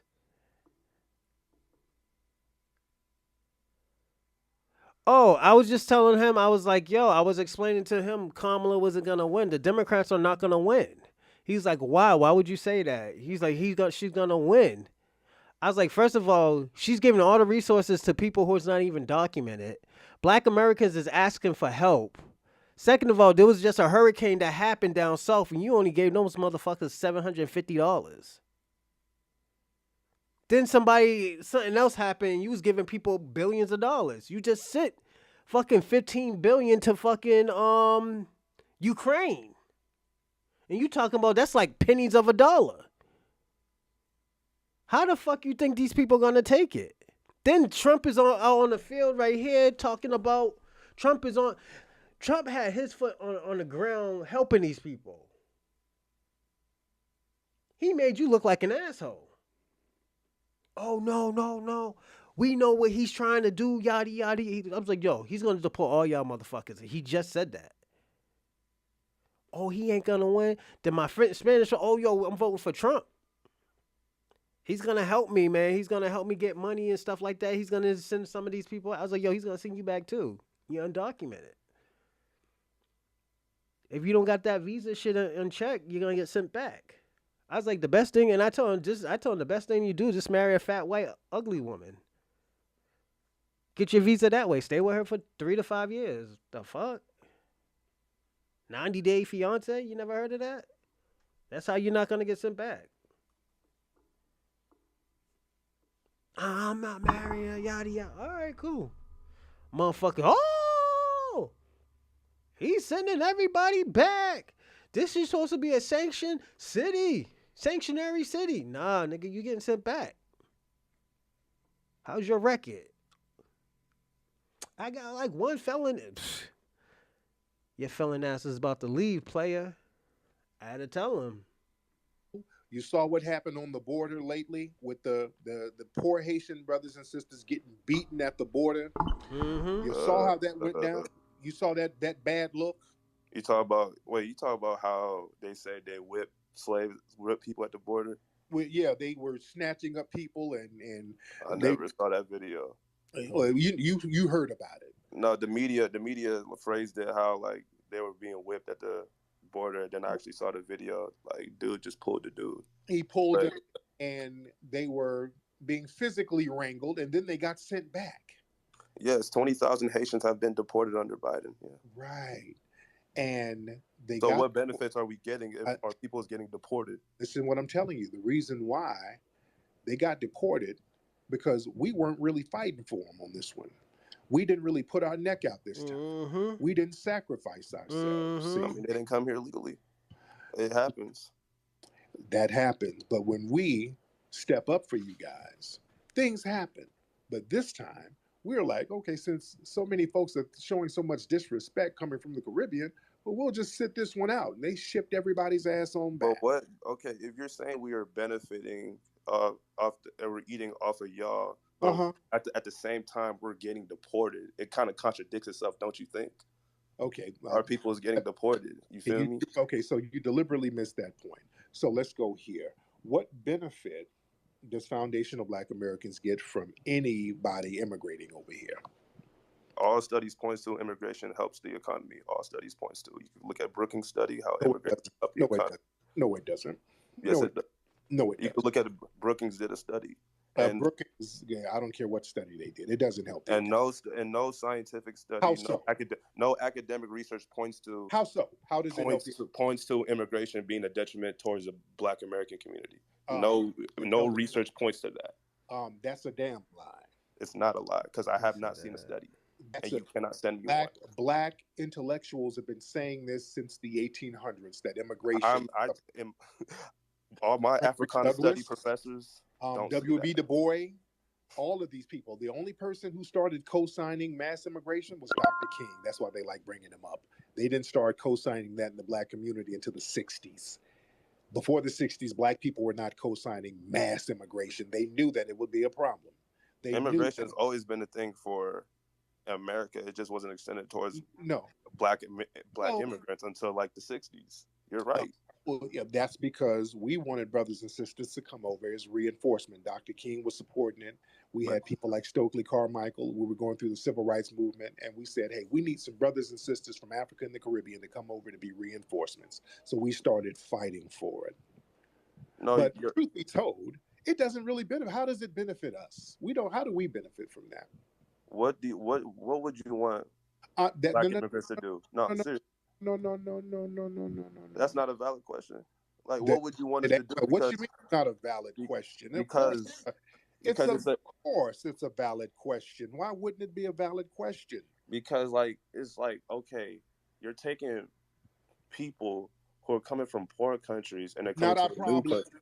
No, Not they're our coming problem. to a new country. Okay, I just need like Why is 10 that our seconds for problem? this Why point. is that our problem? It's not your problem. I just need like 10 seconds for this point. We're not trying to make it your problem. I'm just Then saying. why are you talking about what they're doing back at home? How does Because that you're saying, because you just said, how does it immigrants coming benefit over us? here benefit? And I'm saying that's when we come over here, our intention is not to benefit foundational Black Americans. Our intention is to build Right. for our families, but we have the right to do that because Right. America That's is what the I'm country saying. of immigrants. It's all about you. So But I'm saying why should we sit here and sacrifice when it's all about you? because Why when should our we interests, prioritize you? as Black people align, we need to be together. Oh Lord, no! But y'all come over Because here. every Oh Facts. no! But no, all that us as Black people, y'all get over here and make a point to say that you're different from us, especially when you get around white people. Y'all come over and make a Oh, point to that's say how Gabriel the different you Democrat. are than us. The minute you No, get we embrace our culture, but around white people, they treat us all the same, brother. I know they do, but y'all get around them and start letting them know that I'm not like those niggas there. I don't I know am who you talk. different. Who Okay, you do don't you know. talk Okay, to? there you Who do go. you You talk? never What know kind? who it is, but it's on TikTok. Go look at TikTok, and they're Now you all there talk on about no, TikTok. you can't be citing TikTok. We just Oh went from trying Lord, to cite academic research. Now you talk about yeah, TikTok. stop it with all of that. I don't know who be saying that. I don't want to hear no more lies. I don't want to hear none of these. I don't know who be saying that. The hell you don't know. Y'all know good and well who says that stuff. Stop it. What's up, young? Yeah. So I'm gonna land right here and I'm gonna say this. These people are envious of us. That's why they don't help us. They always undermining us. They think they're gonna the number one trait of each other is facts. Facts. And acting like they don't know what's going on. This is why I always tell people, Black Americans, watch out who you talk to because at the end of the day, they might look like us. They might try to act like the cosplay us. But they're going to go to their own roots and their own culture. That's what they do with us is not their culture. Look at Nicki Minaj. All that shit she said about Michael B. Jordan because he put out a Trinidadian liquor. But she comes in hip hop and do all this stupid shit. And still fucking Missy Elliott style. But we consider her the greatest of all time in women. Even though she stole Missy's style. I'm gonna say it. We befriend these people. They envy us. Thanks, homie. Thanks. I appreciate it. You know, they envy us. We show them love. We show them grace. We show them great hospitality. Definitely the Southern hospitality. Not just any regular hospitality. The Southern. Because we think they're us. We think they're going to appreciate us and fight with us. And all they doing is turning on us.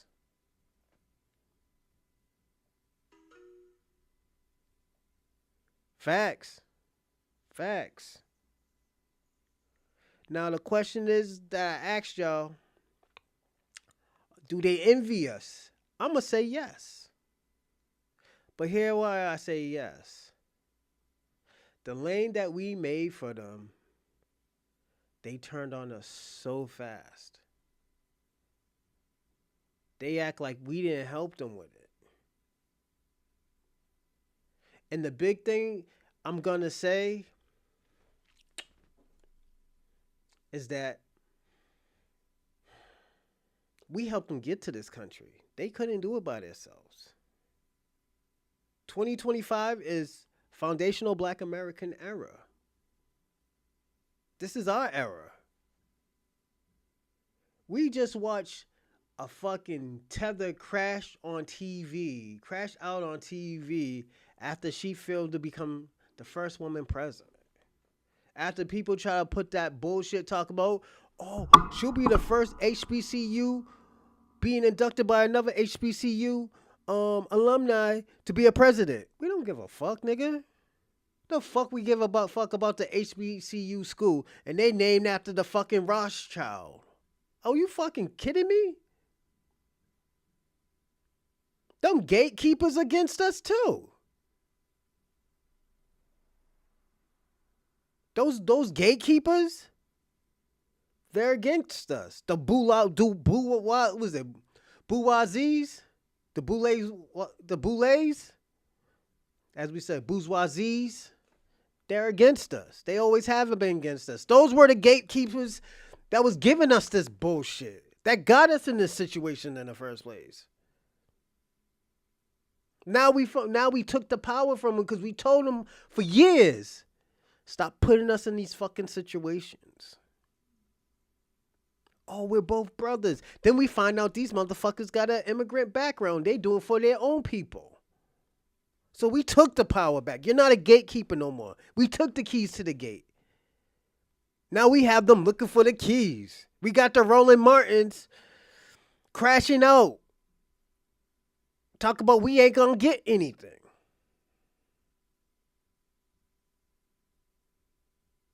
But I give it another 6 to 8 months. He's gonna come crawling back talking about we need to stick together.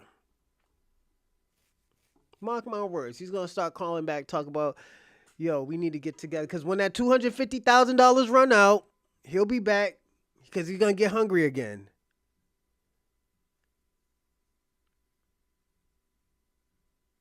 Yes, absolutely. Facts. Mm-hmm. It's true. It's true. Shout out to you, Nora the one. They turned on us, man. Now we know they turned on us. We know that, they're against us. We know that they're trying to manipulate us to not getting what we deserve. Our debt.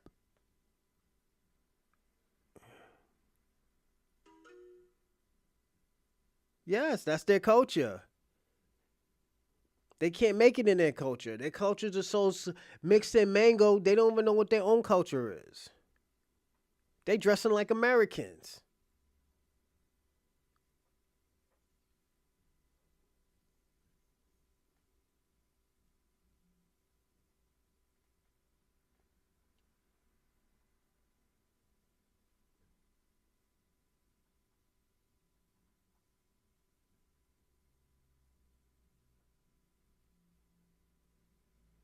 No, we're gonna be fine.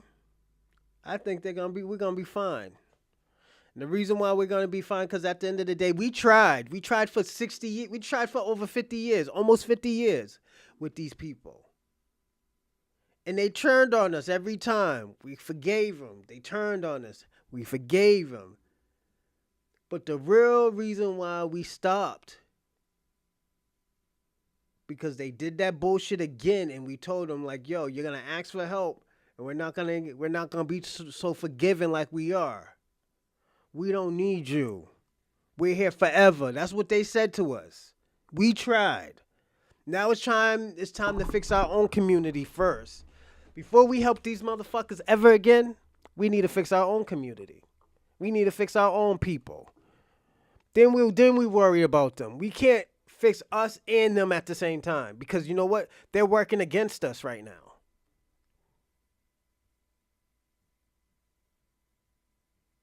Because they want to just get a pat on the back, a pat on the head by master. We ain't doing that shit. They admire and want to be a conquistador. They want to be Spaniard. They want to be European. We happy who we are. So it's time to fix our own community now. It's not time to help these people out anymore. We helped them enough. Every time they went up 1 or 2 steps, they turned on us. They thought they were big shit. We helped them niggas get to college. One became a doctor, other one a nurse.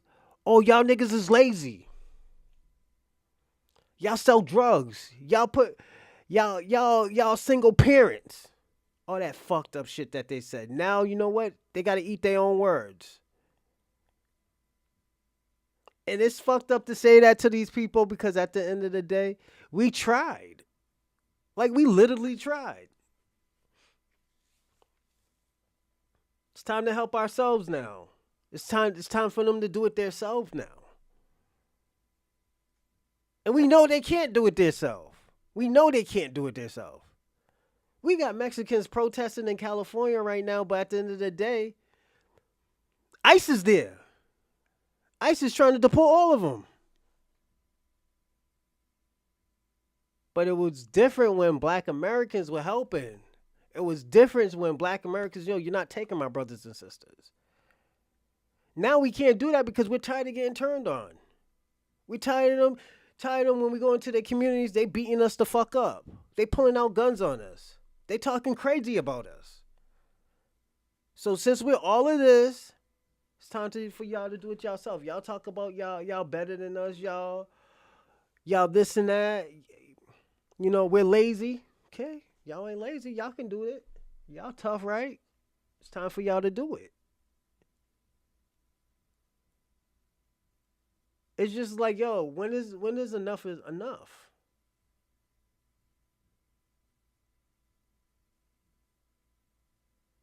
Like, we help everybody out. We love everybody. That's in our nature. We loved everybody. But now this shit's coming as a slap in the face to us. It's coming as an insult and an offensive. We shouldn't have to tell you that shit's offensive. But I'm going to say this. I'm going to land right here, and I'm going to start saying thank y'all to everybody. I'm going to say thank y'all to Chuck, Kwame, Shabaka, Dion, Ryan, Borrow Time,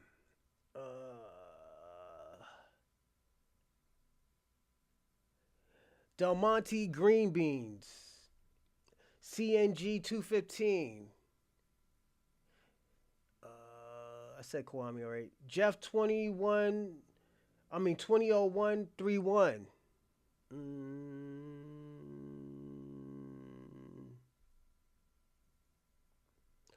Slave 44, Black T. I said Jeff already.